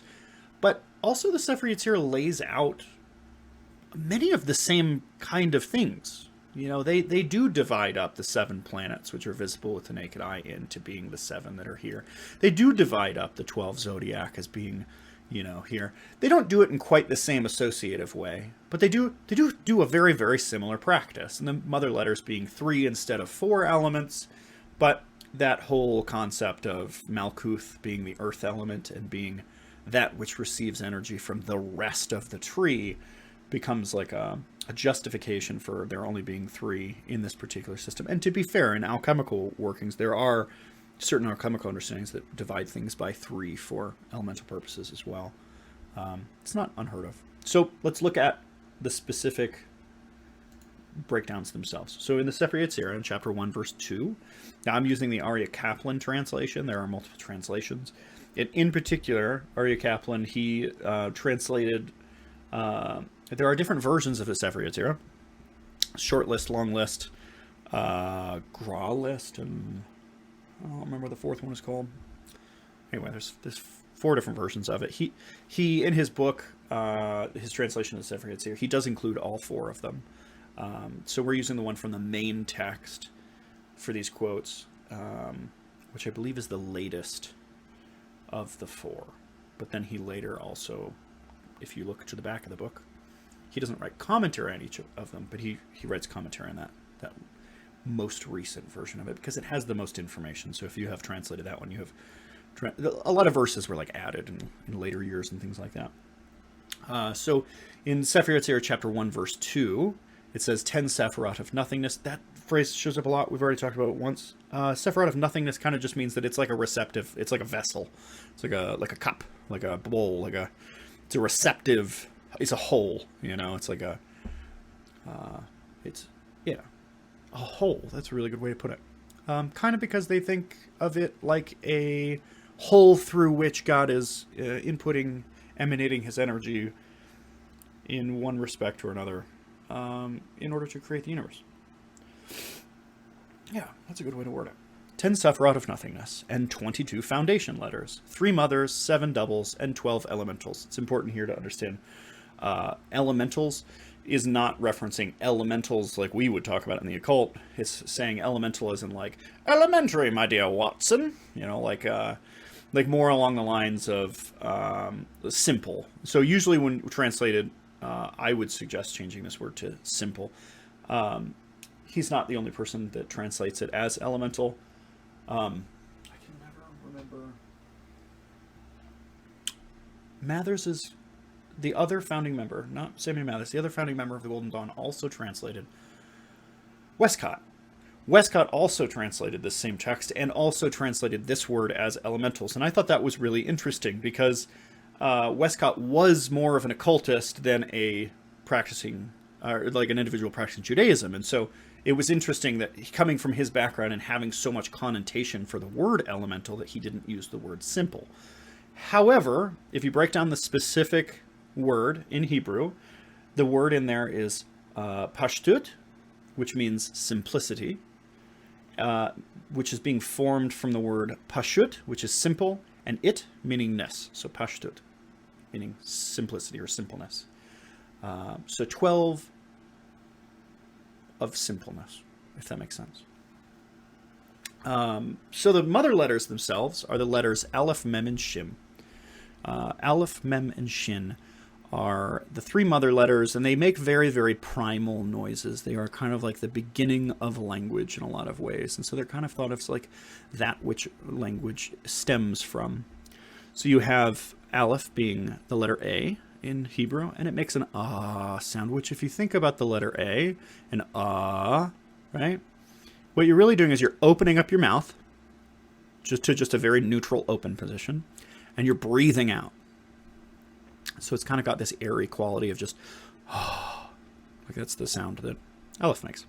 Mem is kind of the exact opposite. You close your mouth and make a noise. Mem is the letter M in their language, and it's associated with kind of the other side of that. We'll talk a little bit in a moment about Mem. Yeah, that'll be the very next thing we talk about. Hold your breath for that one. Don't hold your breath. Oh, what a terrible idea. I talk really long. You'll probably pass out. Okay, so Shin. Shin is the letter SH. It makes a sh noise. And it gets associated with fire for making a hissing noise. Shh, kind of like the crinkling of a fireplace. So Aleph. Mem is water. Okay, so let's talk about that. So Mem in particular is probably one of my favorite letters of even my own alphabet for how it plays into the long-running track of where language comes from. Okay, so Mem, the word Mem in Hebrew translates directly to water. That is the word for water. But before that, the letter M is based on the Phoenician symbol for water. And so the Phoenicians had traveled around the world that they were aware of and passed their alphabet onto a bunch of different people. And one of them was the Greeks, which eventually affected the Romans. One of them was the Egyptians, which changed kind of the way that they perceived language because they were using hieroglyphs, of course. One of them was the Hebrews, the Jewish people. And so a lot of language and alphabets can be traced back to Phoenician symbols.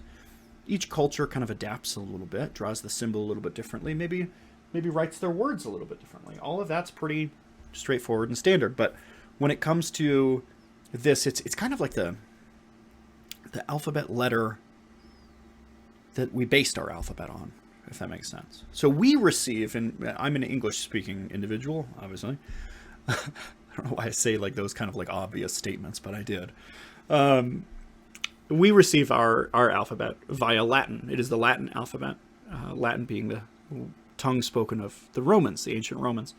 And the Latin alphabet was heavily influenced by cultures that were nearby it and had received many of the letters of their alphabet from the Greeks. Now, the Greeks had based their alphabet on the Phoenicians. The word phonetics is the Greek word for dissecting the art of the Phoenicians. Phonetics, Phoenician, right? That's why it's spelled with a PH, E-O.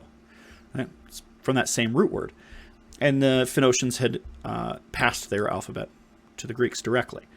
Then the Phoenicians had, before inventing their alphabet, had been using a system of hieroglyphics, which were inspired or influenced by the Egyptians, the ancient Egyptian hieroglyphics. And so there's this common thread of language that goes back a very long ways. And one of the things that's really interesting is if you follow the letter M, because in modern day language, the letter M is still a hieroglyphic. In English, capital M is still a hieroglyphic. And it kind of blew my mind when I first realized this, because I had never really thought about it before. But the Egyptian symbol for, it was Mayim at that point. It wasn't Mem, or it was Mayim. The Egyptian symbol was two squiggly lines, kind of similar to the symbol for Aquarius, where it was like a squiggly line and then just below it a squiggly line. It was very pointed, similar to how our letter M has like points to it.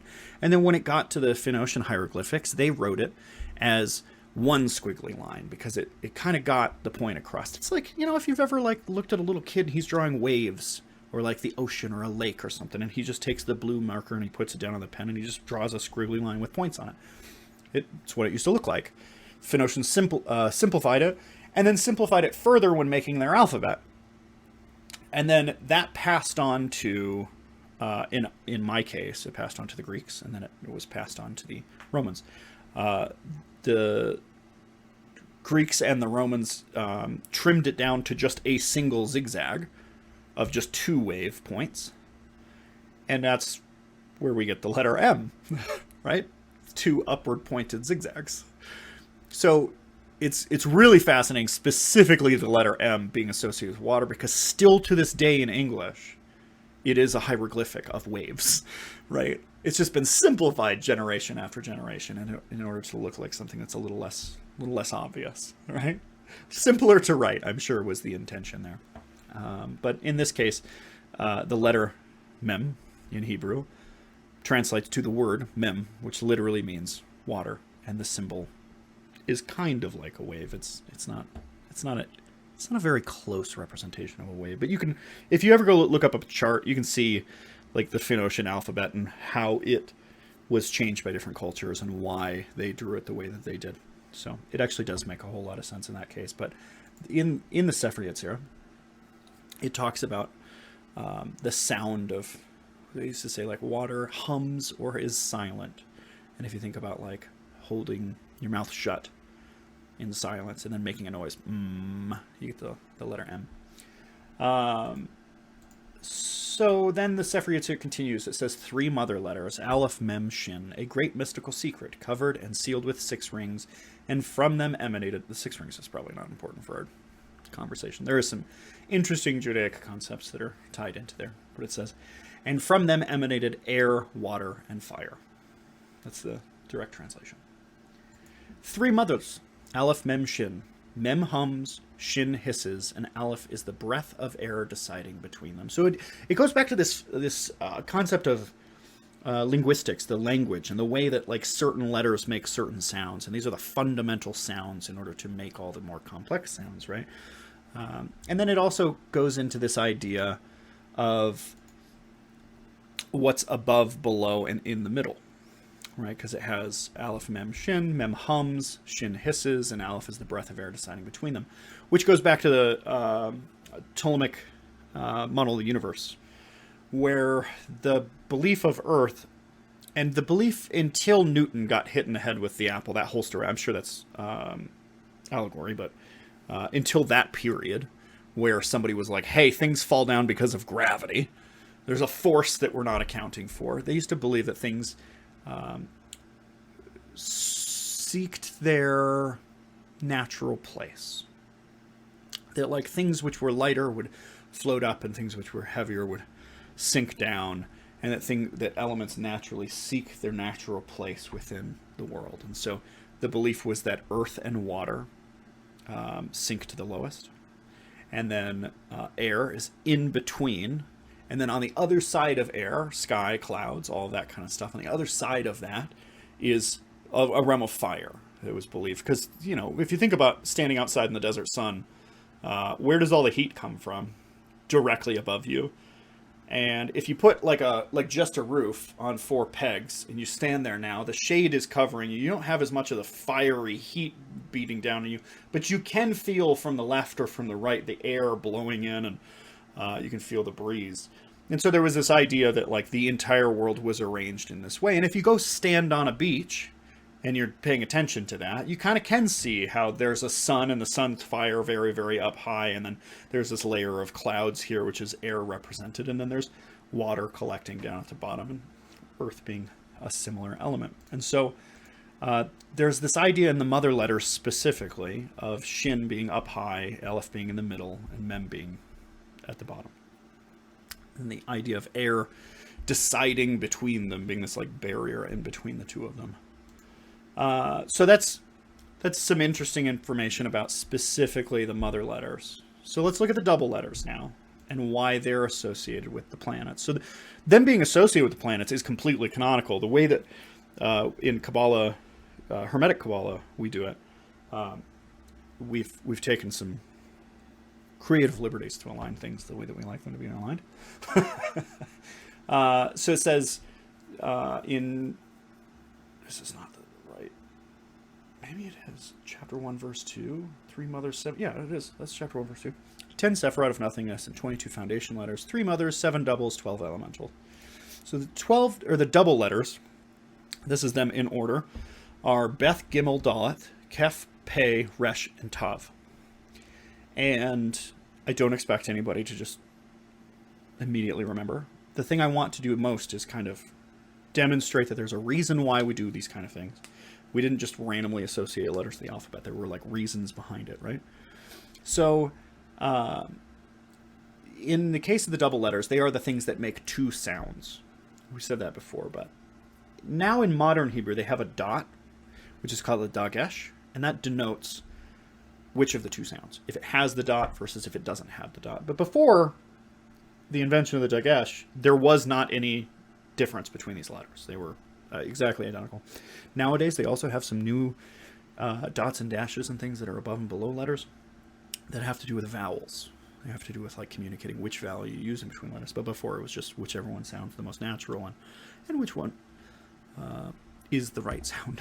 You just knew because you could read context and those kind of things. So the double letter, so like for example, B and V are very, very incredibly similar via ancient languages. They're basically the same sound for most of human history. And then eventually certain groups start to pronounce it one way or the other. Those groups that are pronouncing it one way or the other. And I know it sounds weird. B and V, why are those so... One's a plosive, one makes a p sound, right? B, right? The other one's V. But if you just connect your lips while making the plosive sound, or if you just unconnect your lips, you'll make the V.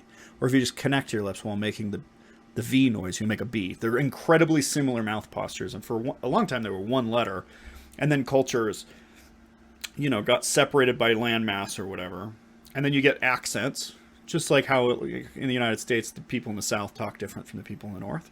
You get a little bit of an accent, and then they come back together via trade routes. They trade with each other. One of them has invented some new thing, and they're like, yeah, this thing is called a, and the letter starts with a V, and now suddenly there's 2 letters in the alphabet, right? And so a lot of this stems from situations like that, or context of words that people understand. You make this particular noise with this one. So the letter Beth makes a B or a V sound, depending on whether in modern Hebrew it's together with the dagesh. All of the double letters make 2 noises like that, except for one. An example of one that does is the kaf noise, that makes either like a strong K or a weak K, similar to how you might say like king, like the letter king, or the word king, or Bach, right? The composer Bach is a soft K. It's notated a lot of times with CH, and it's usually at the end of a word. And they sound really, really similar. So some of them are going to be really obvious, like bet making a B or a V noise, like boat or vote. Very different words. Some of them are going to be like really, really subtle, like king or Bach. But there's one in particular that we don't know, and it drives everybody nuts, because when the Sefer Yetzirah was written, there was clearly two noises associated with this letter, and now there's not. There are words written in Hebrew that have the dagesh on the letter R, resh. There are words that have the dagesh and words that do not have the dagesh. But now modernly it is pronounced as a single sound. So just like things can separate linguistically, they can come back together over thousands of years. And we're not really sure what the other noise was. It's kind of lost to time.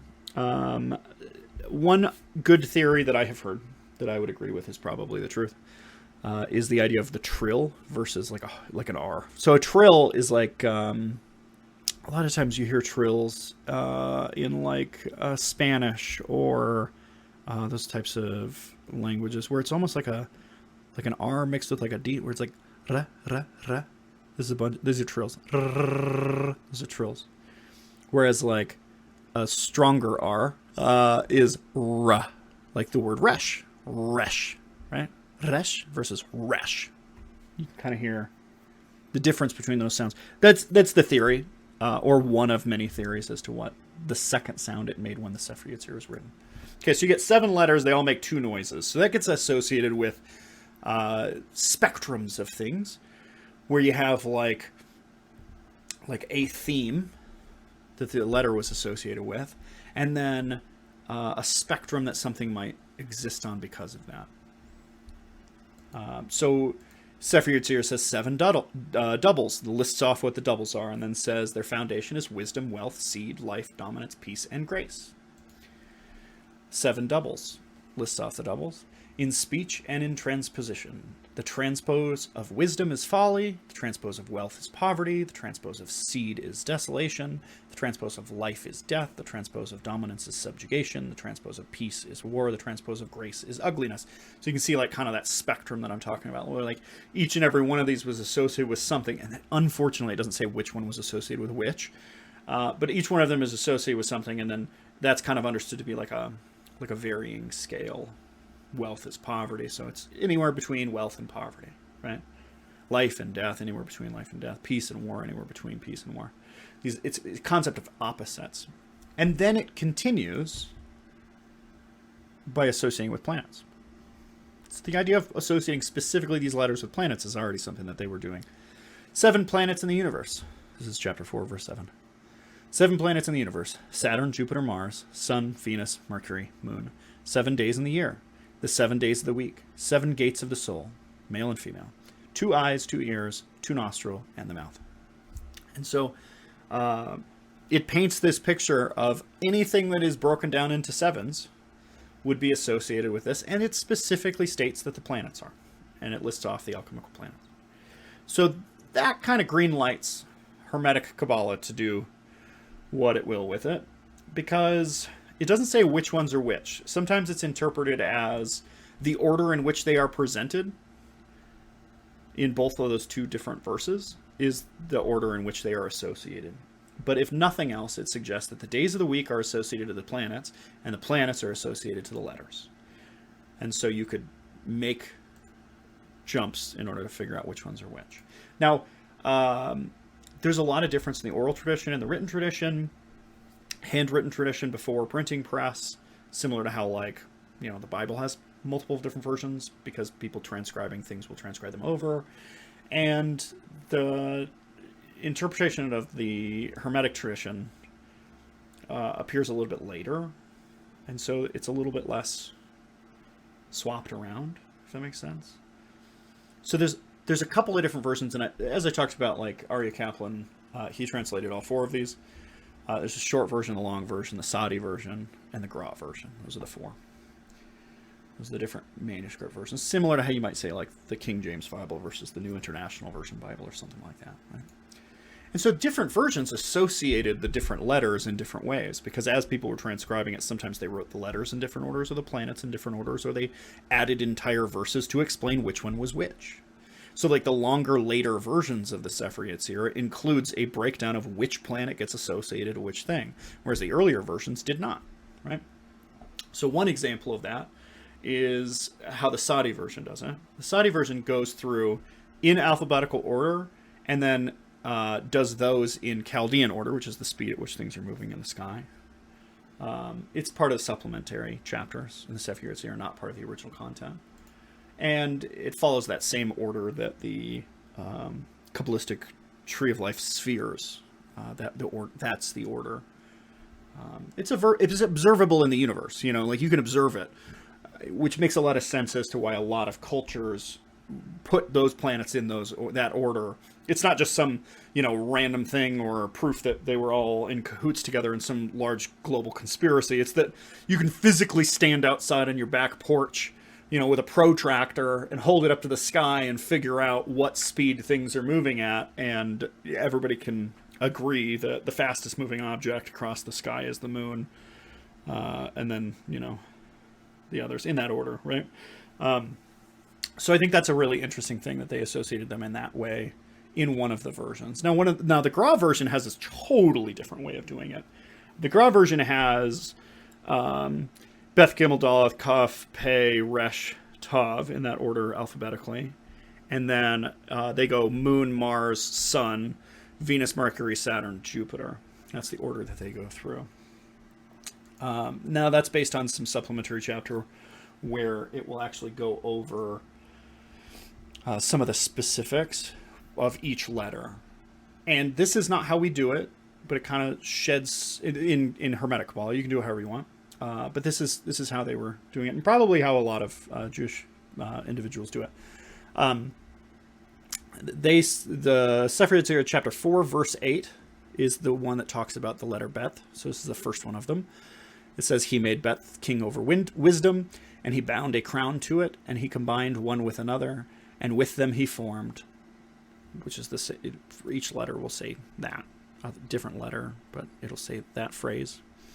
And then it'll say, and with them he formed the moon in the universe, Sunday in the year, the right eye in the soul. And then it finishes each verse with male and female to kind of explain that it is receptive and projective. And then it goes through each one of them individually. And so that's one method of doing it, and I have seen people do it that way. That's not how we do it in specifically Hermetic Kabbalah, for a reason I'll talk about in a moment.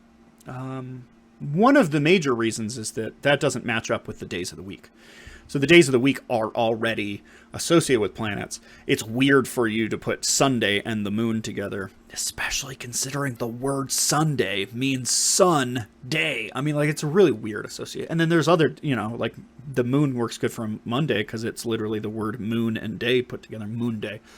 So there's a lot of that kind of stuff going on, where the Hermetics were like, what the hell are you guys doing? Why did you associate these two things together? And so they kind of like reshape the Kabbalah to be more in harmony with itself before they start slapping other ideas onto it, if that makes sense.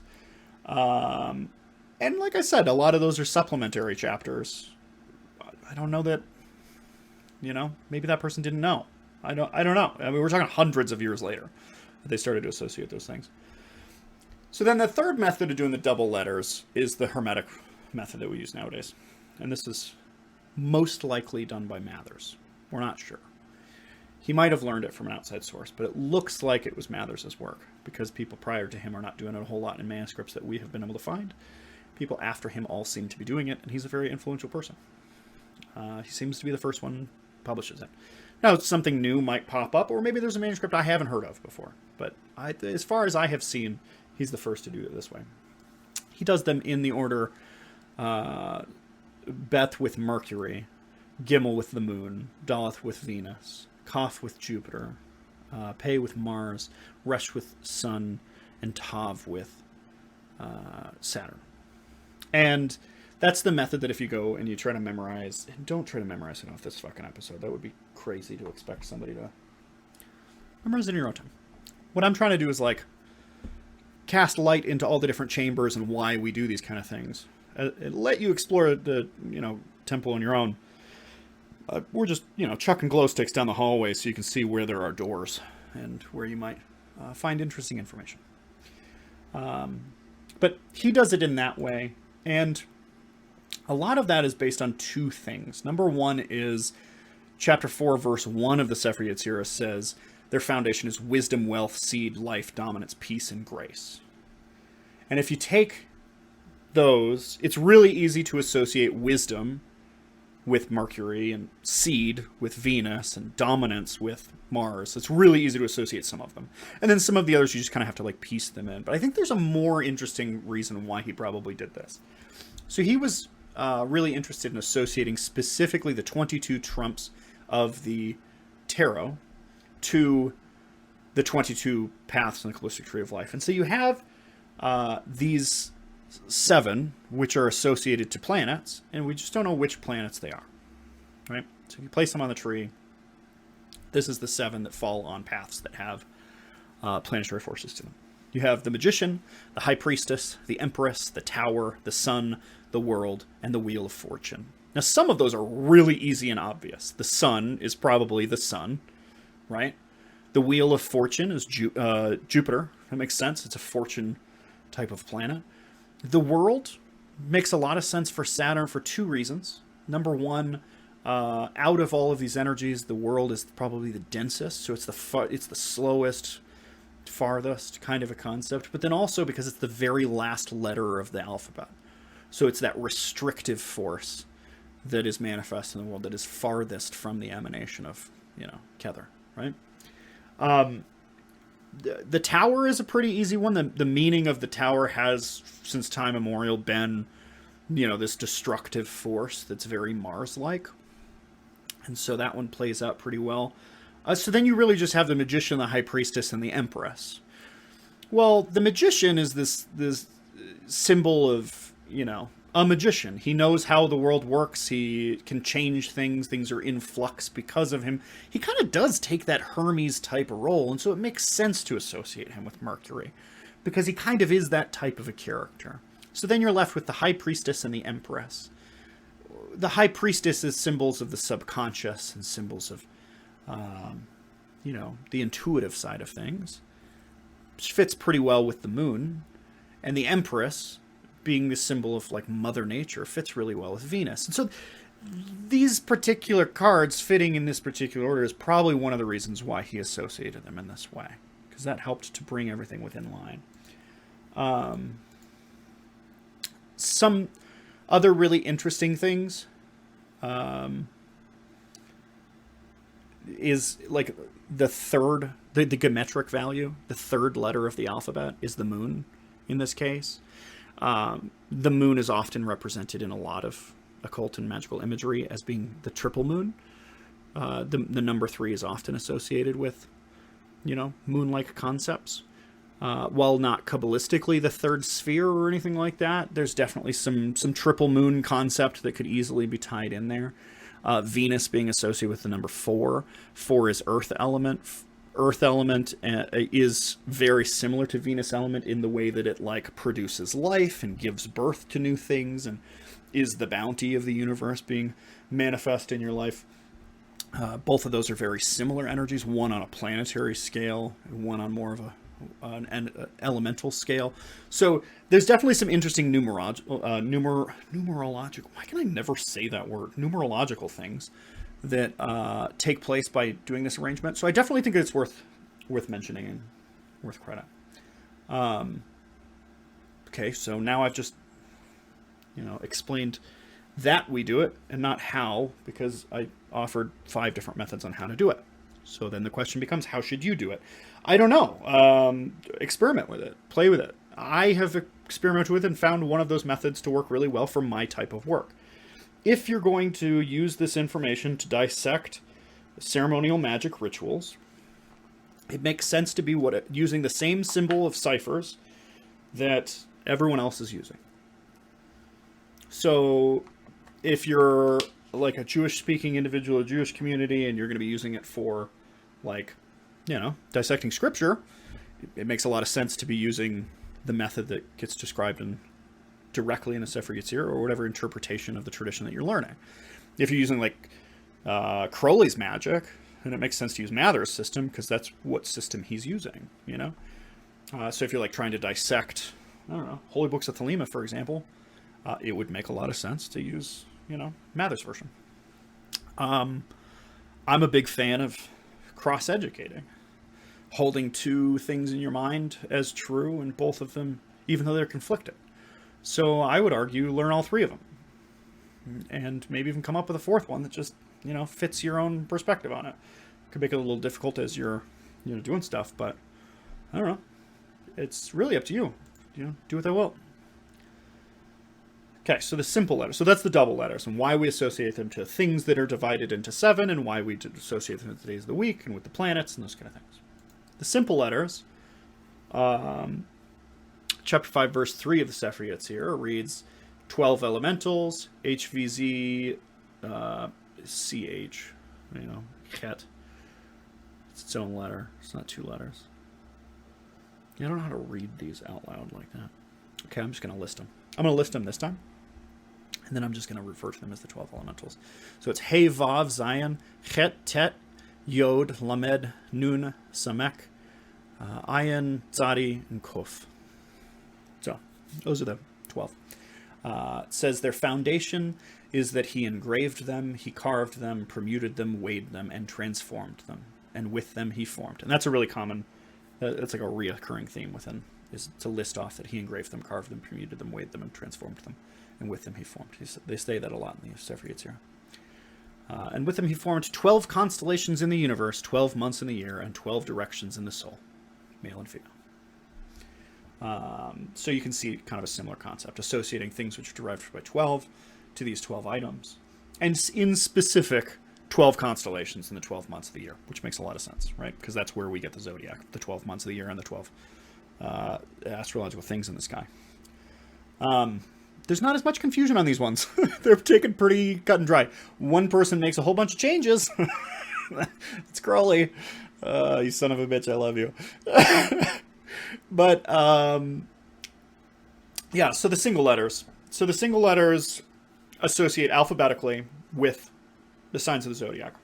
Signs of the zodiac being Aries, Taurus, Gemini, Cancer, Leo, Virgo, Libra, Scorpio, Sagittarius, Capricorn, Aquarius, Pisces, in that order. So those same letters going straight down the list. There's not as much confusion and arguing amongst Jewish Kabbalah and Hermetic Kabbalah about that particular line. Until Crowley comes along, and he swaps Hey and Zadi. Now, he doesn't do the same type of a swap. So in laying out the tarot, yeah, I'll explain in a second. He swaps Hey and Zadi. He swaps Aquarius and Aries. He leaves the letters where they sit on the tree and just swaps those two, all of the meanings of those, all the Hermetic meanings of those. He doesn't swap any of the Jewish meanings of those. So the number still stays the same, the letter stays the same, the way it's pronounced stays the same, all those types of things. But all of the esoteric things from the Hermetic standpoint, what particular energy it's working with, what colors are associated with it, what magical weapons you might use when interacting with it, all those kind of things. Those are switching. So here's the reason why. So if you take the Qabalistic Tree of Life, and you, similar to how Kircher just went alphabetical and went Aleph, Beth, Gimel, Daleth, straight down the list, alphabetical list. If you do the same thing with the 22 trumps of the tarot. So you start off with the Fool, then you go to the Magician, then you go to the High Priestess, or, I'm sorry, the Empress. No, High Priestess, then Empress, then Emperor. Yeah, you go straight down the list. Until you get to the very end. Very last one is Tav, the world. Right? Now, it fits really, really well. It fits uncomfortably well. It is as if, and some people have surmised that this is in fact what the tarot was based on. Now, it's hard to say, because early versions of the tarot don't all agree on what the trumps are.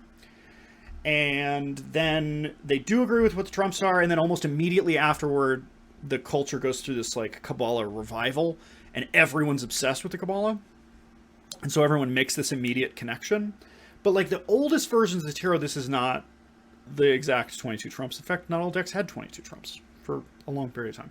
But the one that's really, really popular when the Qabbalah revival happens has 22, and they fit almost perfectly. For example, the Lover's card depicts a naked man and a woman on them, right?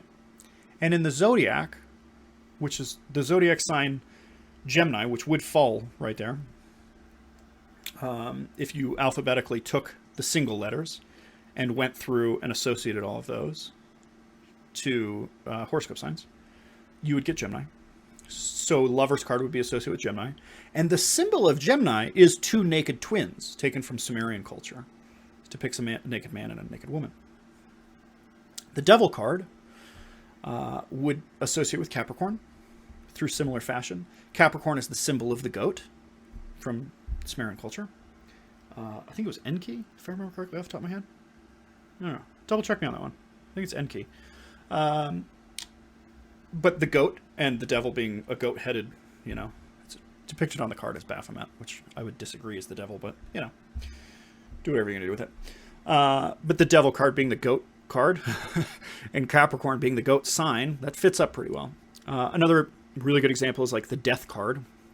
Fits up with Scorpio. Scorpio is a scorpion. It's poisonous. So taking a poisonous creature and associating with death is a pretty straightforward thing. There's also some really interesting ones in the planetary correspondences. If you take those particular planets, and as we talked, this one's probably less interesting because I do think that Mathers put them in there on purpose. That he arranged the planets to the tarot, not the tarot to the planets. But still very interesting. Empress being the symbol of like Mother Nature, gets associated to Venus, Fortune to Jupiter, the Sun card to Sun. You can see how all of those are pretty straightforward and interesting. And this pattern of going through the tarot in numerical order is, it's incredibly similar, except for a change that needs to happen to match up the symbols. There's two cards that need to flip for them to line up really, really well. So if you were to just do it in alphabetical order, you would end up with an issue between the card Strength and the card, let me look at it, I have to see it in front of me. The card Strength and the card Justice. Because Justice would fall on Leo, which is the symbol of the lion, and Strength, which is a woman depicted with a lion, would fall on the symbol of the scales, which is Libra. So it would make sense to flip those two symbols only in order to make every single horoscope sign match up with every single astrological sign perfectly. And this bothered the ever-living shit out of Crowley because you swapped the order of two things. They used to be a perfect circle. Now you swapped the order of two things to make them fit, and they should have fit. Those symbols do, in fact, make a certain harmony when you do that. But it makes it so that if you were to lay out those cards in astrological order, just the horoscope cards, and then count the numbers on them, you end up with a twist in the circle that just twists around the Hermit card. It just twists around Virgo, right? Where those two are flipped. And so it bothered him for a long time. And he struggles back and forth through it with a lot of his writing. And eventually he comes up with the solution of going to the exact opposite side of the circle and swapping two of them in order to fit better. And now the swap that he makes is not terribly awful. It's not the same type of swap either. We call that the Hay-Sadi switch. And it's swapping the symbols that are on Hay with the symbols that are on the lettered Sadi. And basically that would swap the Emperor card and all of the associations of Aries over to Sadi instead of Hay. And the Star card and Aquarius and everything that's over there on Sadi over to Hay. They call that the Hay-Sadi swap. And when they do that, they take, instead of just the tarot, he flips everything that's on those two. And it's not a terrible way of doing it because the Phoenician alphabet and the way that the Phoenician alphabet, each one of those was a word. The words that Hey and Sadi are, they don't fit as perfectly with, as like Leo being lion and Justice being, Libra being scale. They don't fit quite as elegantly, but there is some stuff where it's like, well, this one is closely related to like natural found glass, and that's often, you know, a bluish green color, and that associates really well to Aquarius energies and not so well to Aries energies. So there's some of those kinds of things, and a lot of people kind of struggle back and forth with whether you should use the Hate Sadi switch or not.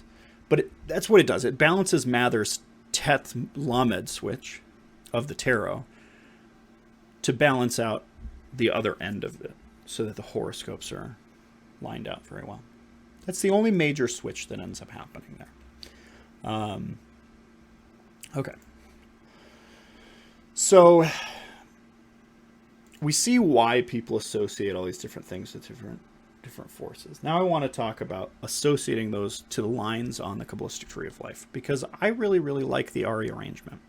I use the Kircher arrangement in a lot of stuff because, as I was talking about, it makes sense to learn the tradition that's being presented to you so that you can dissect those works. But I also think that for study purposes, it's very interesting to look at the Ari arrangement, which is, in my opinion, a better representation of the letters of the Hebrew alphabet. And here's why I say that. Remember how we talked about there are 12 lines connecting 10 spheres, or I'm sorry, 22 lines connecting 10 spheres.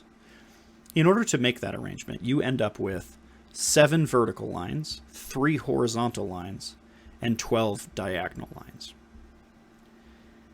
which works really, really well to say the 3 horizontal lines are the mother letters, the 7 vertical lines are the planets and the double letters, and the 12 diagonal lines are the horoscopes. It works very, very well. In fact, that's how Ari arranged them. So instead of doing alphabetical down the list, he arranges them according to which group the letter falls in. So across the 3 paths, you get Shin, Aleph, Mem on the 3 vertical lines, or 3 horizontal lines.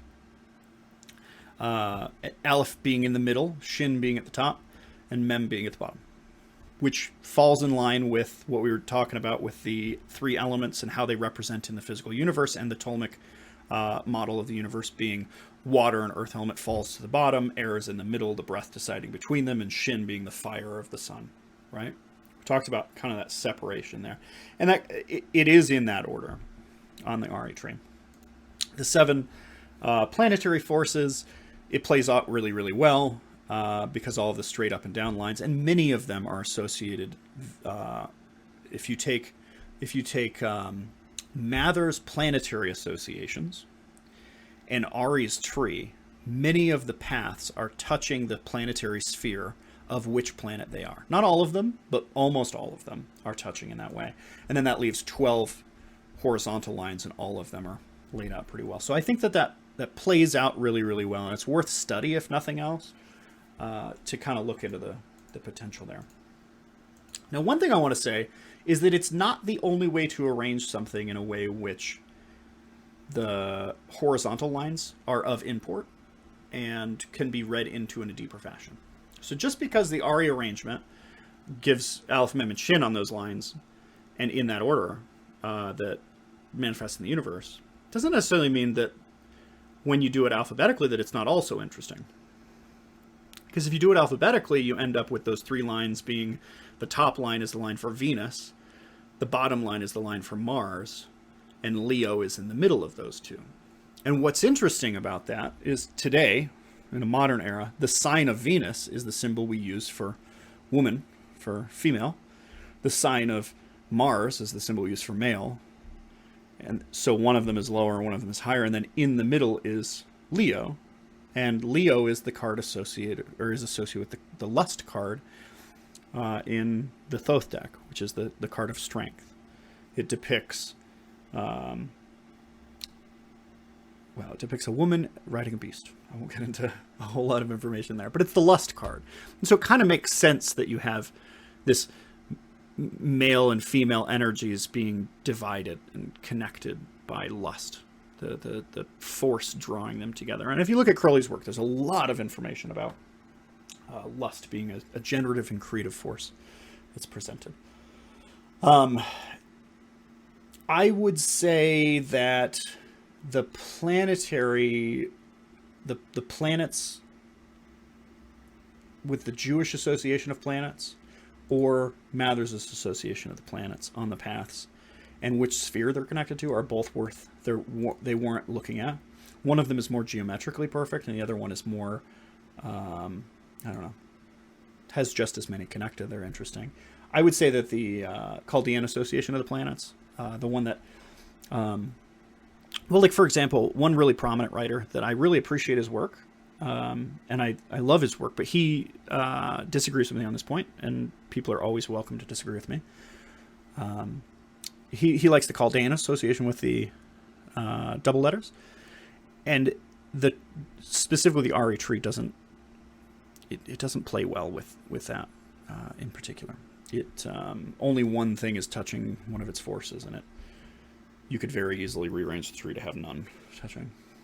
Another reason, the last reason that I'm going to list as to why I think the RE arrangement is worth investigation, even though it's not hermetic, it's not the hermetic way of doing it, is that there's this system often used in initiatory rites similar to the Golden Dawn, where they're rising up the tree from Malkuth and hitting each one of the spheres as they go.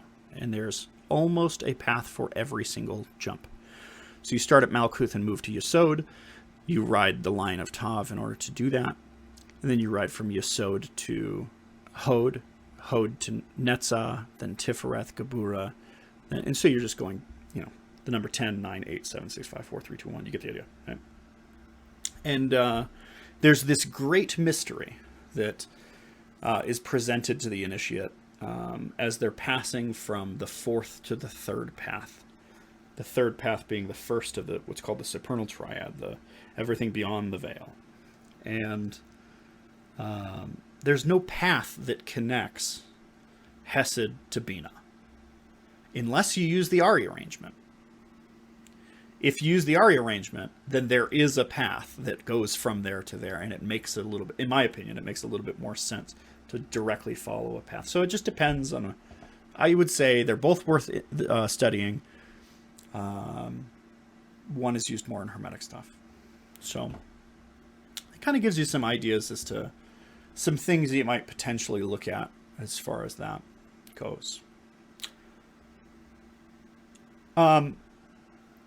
So I feel like we've painted a really complicated picture that may or may not be useful in audio format. I really hope that it at least gives people a lot of interesting room to study and to see. The thing I wanted to demonstrate most is that there's a reason why we associate these things with these things. It's not like we're just randomly throwing spaghetti at the wall and seeing what sticks. It very much was based on the linguistics of the language and traditions which go back, thousands of years. So I wanted to kind of show, how does the Qabalistic tree actually get used? And a lot of it is we associate these different forces with these different categories. And then if you're invoking an energy, you could go look at anything which is in that category. You could look at perfumes and numbers and colors and shapes and animals and birds and gods and goddesses, and feasibly have an entire ritual which is formulated around these types of things, or write entire mythologies which are circulated around these types of ideas. And I already kind of read a little bit in 777 where Crowley, it's not in 777, it's Liber O. And Liber O et Mena, Liber O vel et Mena et Sagitta, whatever, Libra. I'm going to read that quote again because I think it paints the next picture pretty clearly. Give me just a second to find that quote.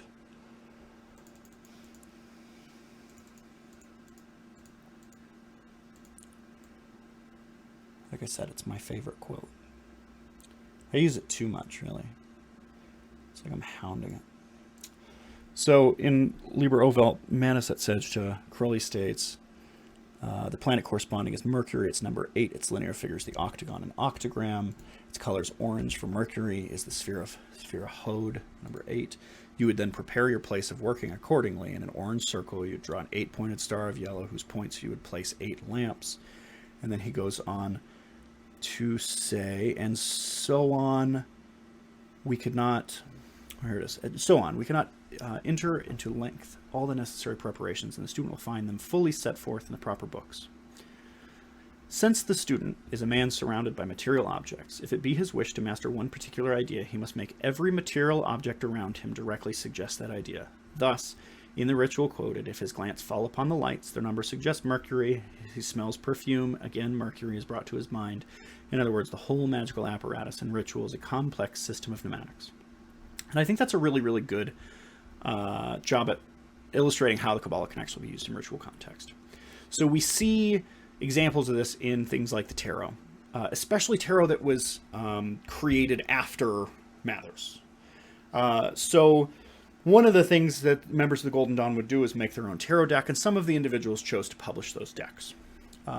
One of the individuals who published his deck was A.E. Waite. Yeah, they call it the Waite Rider deck because Rider is the publisher, and A.E. Waite was the individual who dictated which symbols would go onto it. But there was a painter who was also involved in the project, and so a lot of times I like to give credit where credit's due. So a lot of times you will hear this described as the Waite Smith deck because Pamela Coleman Smith was the artist who drew the depictions, while A.E. Waite was the one who had given description of what he believed each card should be depicted as. And that Rider deck is where most other things get based. Now, he makes a change in here. So, Waite, I believe Pamela was also... Yeah, I believe Pamela Smith was also part of the AA. Or not the AA, the Golden Dawn. But he learned directly from Mathers.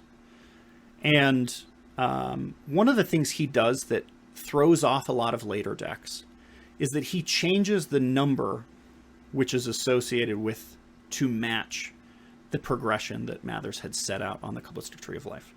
So the Strength card, the Strength card and Justice card are flipped, but it's not just that they're flipped.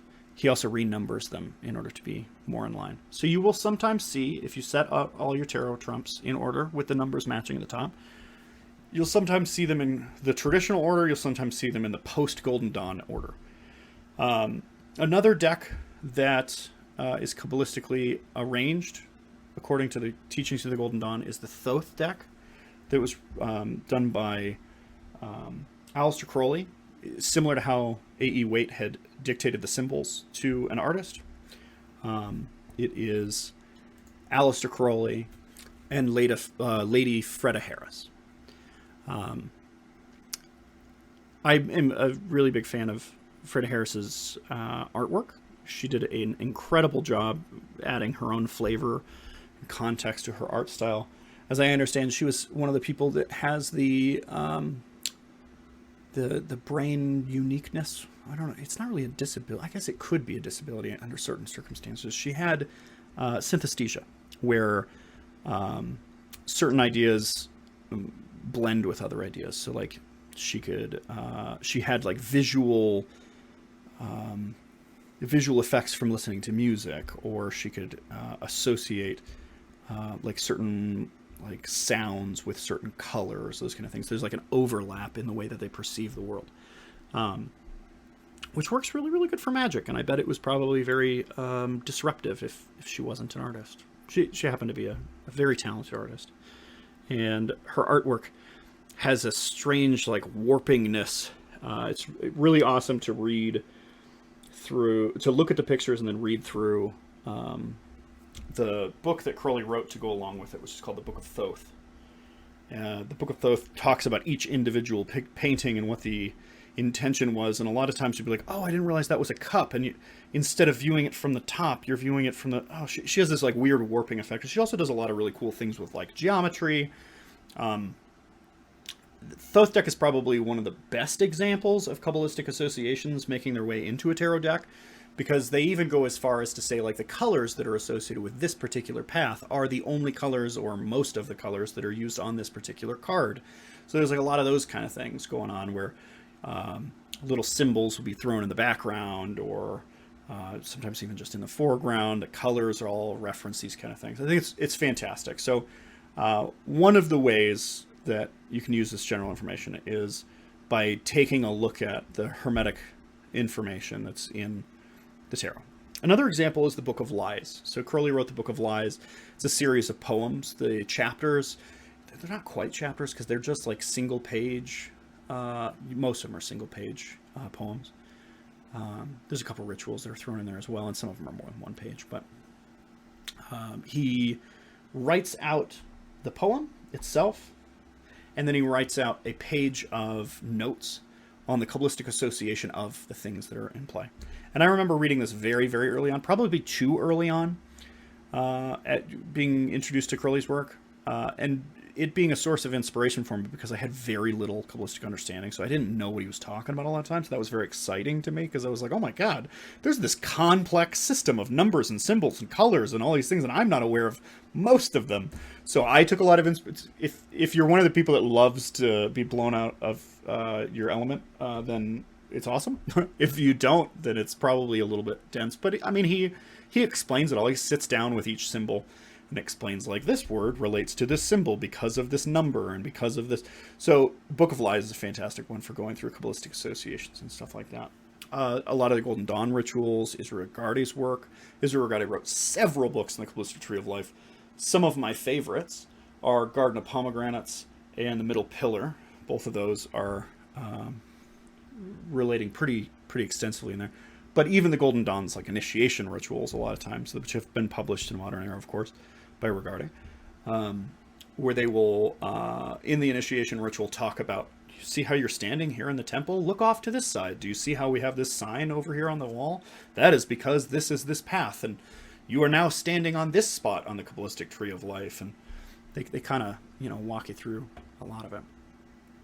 Lesser Ritual, the Pentagram has heavy overtones of Qabalah in both the Kabbalistic Cross and in the commentary that ends up in Liber O. So in Liber O, Crowley talks a lot about how to adapt the ritual into your own other rituals for invoking or banishing specific elements, and how to make entire ceremonies based on the Kabbalistic associations.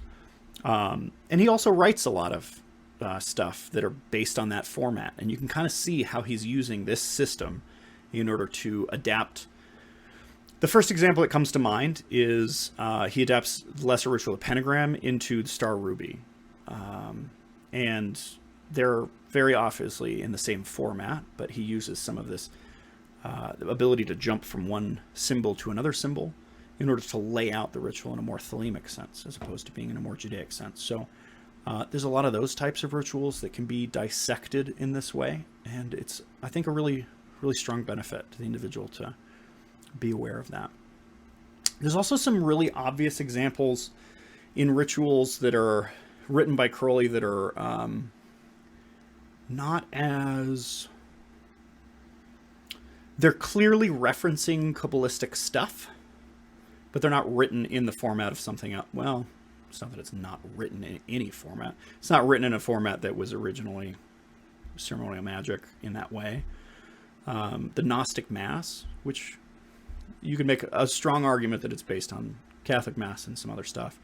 But there's some very obvious Kabbalistic things, as well as some really well-hidden ones. I'll point out the two obvious ones, and then you can go about your own personal study to discover some of the more hidden ones, and they're pretty prevalent. The obvious ones that I note are on the left and the right-hand side of the altar are these two pillars, the black and the white pillars, which represent the pillar of severity and the pillar of mercy on the Qabalistic Tree of Life, being those two columns on the left and right side that have three Kabbalistic spheres on them. There's a lot of association with the pillars, and that shows up also in like Masonic stuff with the pillars of Boaz and Jankin, the black and white pillars in the Temple of Solomon, and in a lot of other places too. So those pillars are references to the Qabalistic tree. And then also the layout of the center of the temple is the 4 spheres if you start at Malkuth and raise up to Kether. The temple's laid out geometrically to that effect. So the tomb where the priest shows up, relating to Malkuth. The next one up is where the feminine energies reside, which is on Yesod, which is the sphere where the moon is, and that's where you get the water and salt. And then the next path towards the super altar is the altar with the fire and air element stuff, and that's the solar position. That's also where the deacon stands. He being, for most of the ritual, the deacon being a solar energy individual, dressed in yellow and wielding those types of things. He stands at the position of Tiferet, and then the super altar being Kether, and the rest of the supernal triad as well, but Kether in specific. And the other one that I'll point out is incredibly obvious if you look at the Waite Rider deck, with the colors that the High Priestess card and the Empress card and the associations of those 2 cards making up a lot of the symbolism that gets drawn into the priestess during the ritual. So there's a whole bunch of other stuff too. I don't want to spend 20 minutes talking about the Gnostic Mass. Maybe another time we'll actually do an episode on it, although that one I think I might leave up to individuals to have their own personal experiences with it, because I've found that type of study to benefit me very well, and I'd like to benefit others. Okay, so the altars, the pillars, priestess, those kinds of things. And if you've ever seen a Mass, it is very interesting to look at that particular tarot deck and the layout of the characters and stuff like that. It can be really cool. Another way that you might do this, to use Kabbalistic information for various purposes, is to look at like all of the categories that relate to a single path, and how that might contrast all of the things that are in another category, in order to build up a relationship and an understanding of a specific, like, planet, for example. So I'm going to use the examples of Mars and Venus. This applies across the entire board, but Mars and Venus are ones that I think a lot of people are really familiar with. So those are the 2 that I'm going to use in this case. So some of the things listed in these categories for Mars is going to be things like the color scarlet, a sword, incense of pepper and pungent odors, the body part of the muscular system, the animals, the horse, the bear, and the wolf, and works of wrath and vengeance. So the horse, the bear, and the wolf, the war horses. Bears are often considered to be big, strong things. Wolves are heavily associated with warfare, and like, for example, Alexander the Great claims that he figured out the tactic of flanking by observing wolves. And then there's also some associations with like certain gods in Greek myth, as well as some others, but in particular Greek myth with these 3, where like wolves are associated with a specific deity, and that deity rules over those kind of things. With Venus, instead of scarlet, you get the color emerald green. Well, that kind of makes sense. Growth and plant life and those kind of things. Incense of sandalwood and voluptuous odors. The body part of the genitals being the productive and ecstasy of mankind. Animals being the dove and the swan.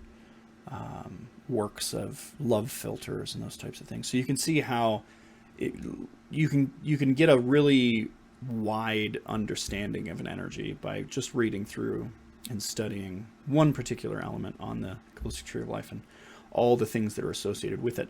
And you might choose to like write a ritual in that way, where like you wear green and burn incense of sandalwood, and maybe, I don't know, there's pictures of doves and swans around, and like you see how you could like build entire rituals around that kind of concept. But even just studying these things can really help to have comprehension of these kind of things.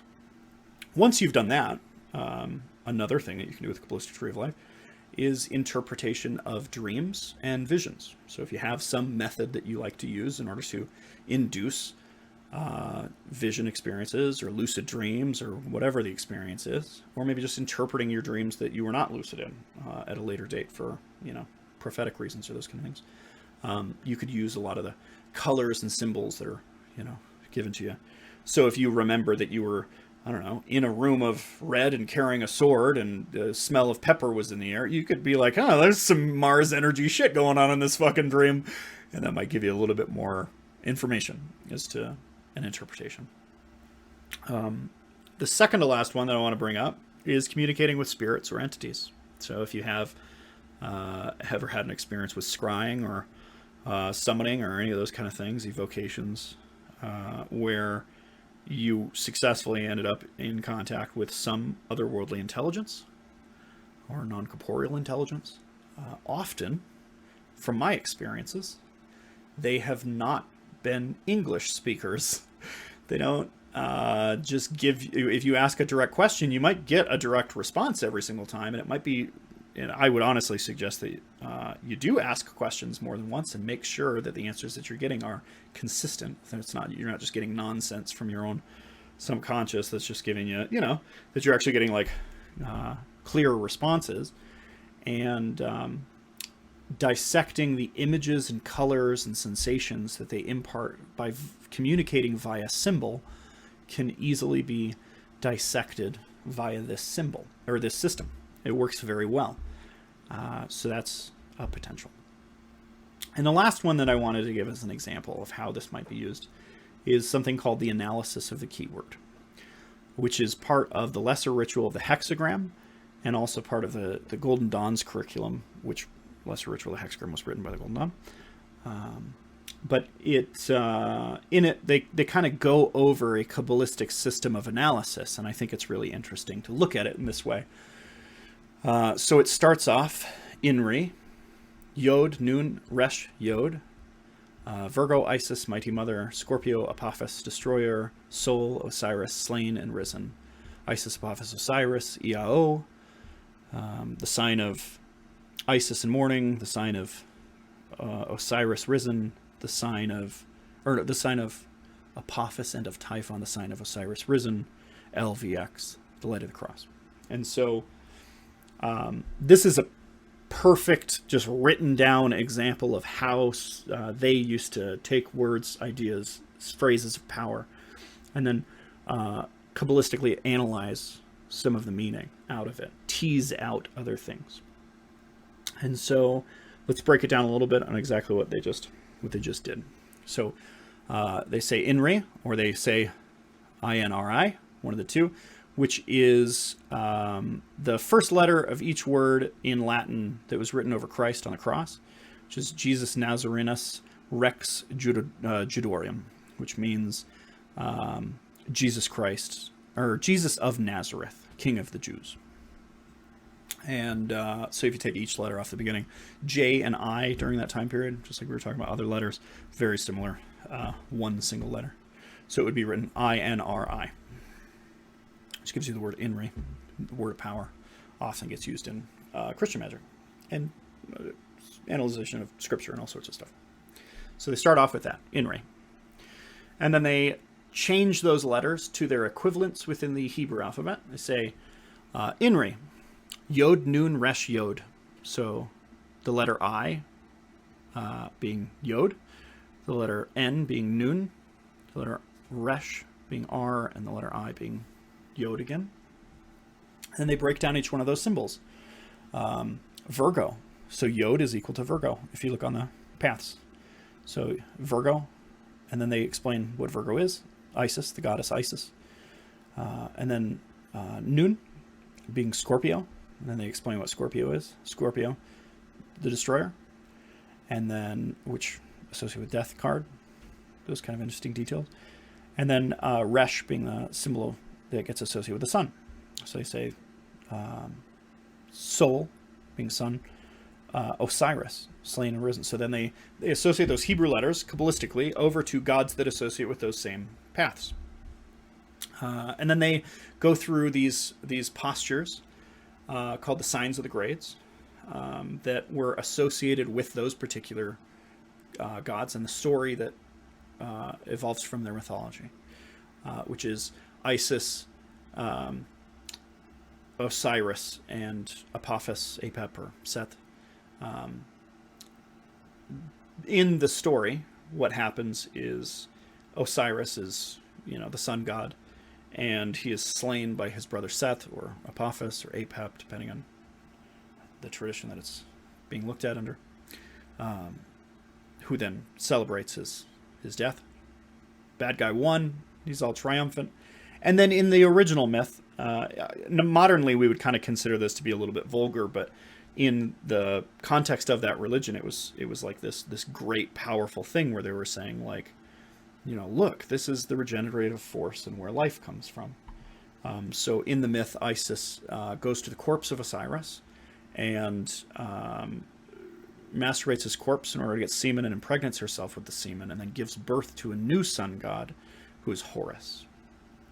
And so that's that idea of Sol, Osiris, the sun, being slain in the form of Osiris, and then rising again as Horus in the next generation of the sun.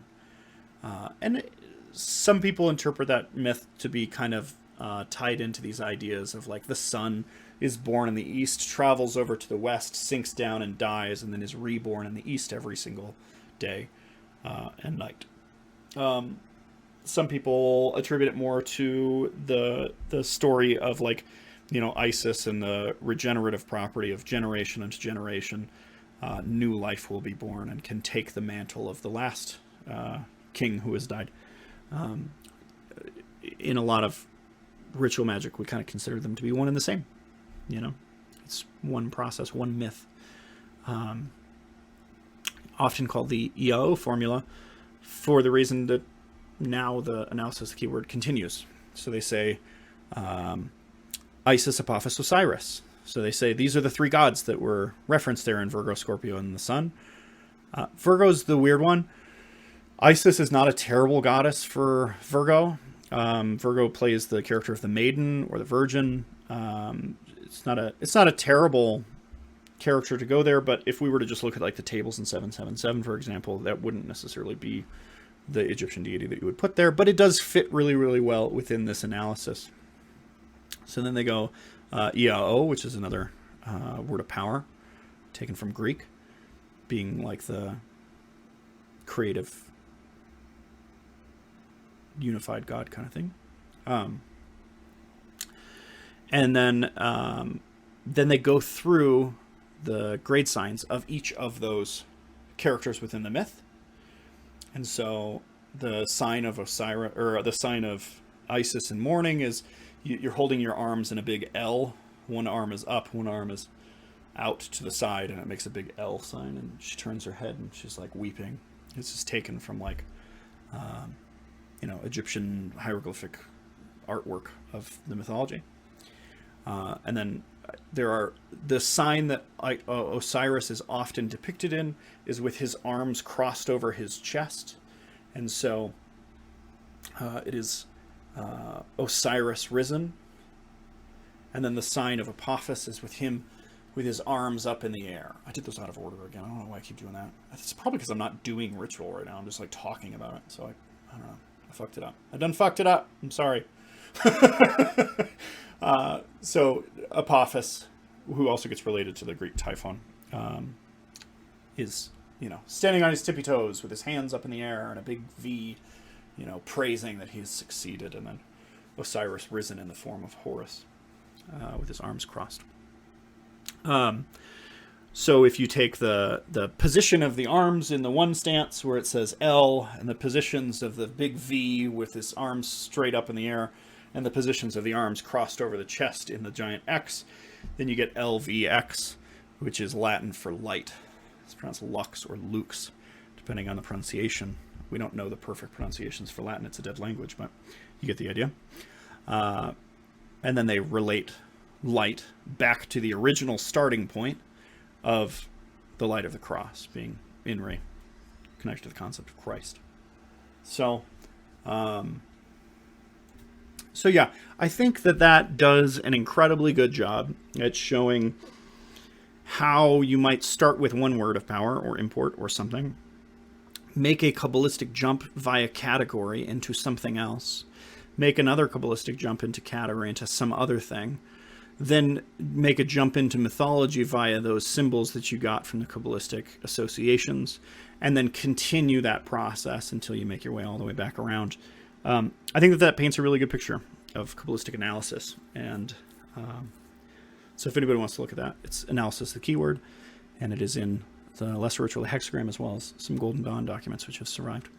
So, yeah, I think that's all that I would like to say about the Kabbalistic tree, except to say that it is a complex enough topic that you will never understand all of it, nor will I.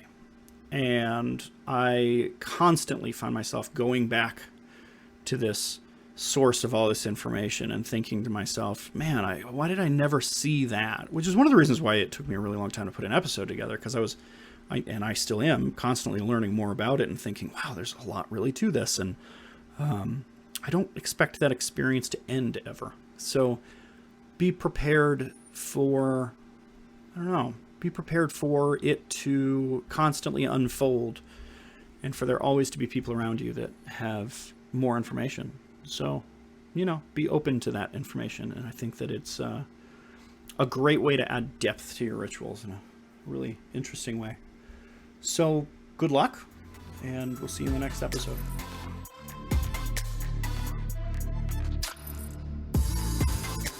Thanks for listening to the Whitewood Podcast.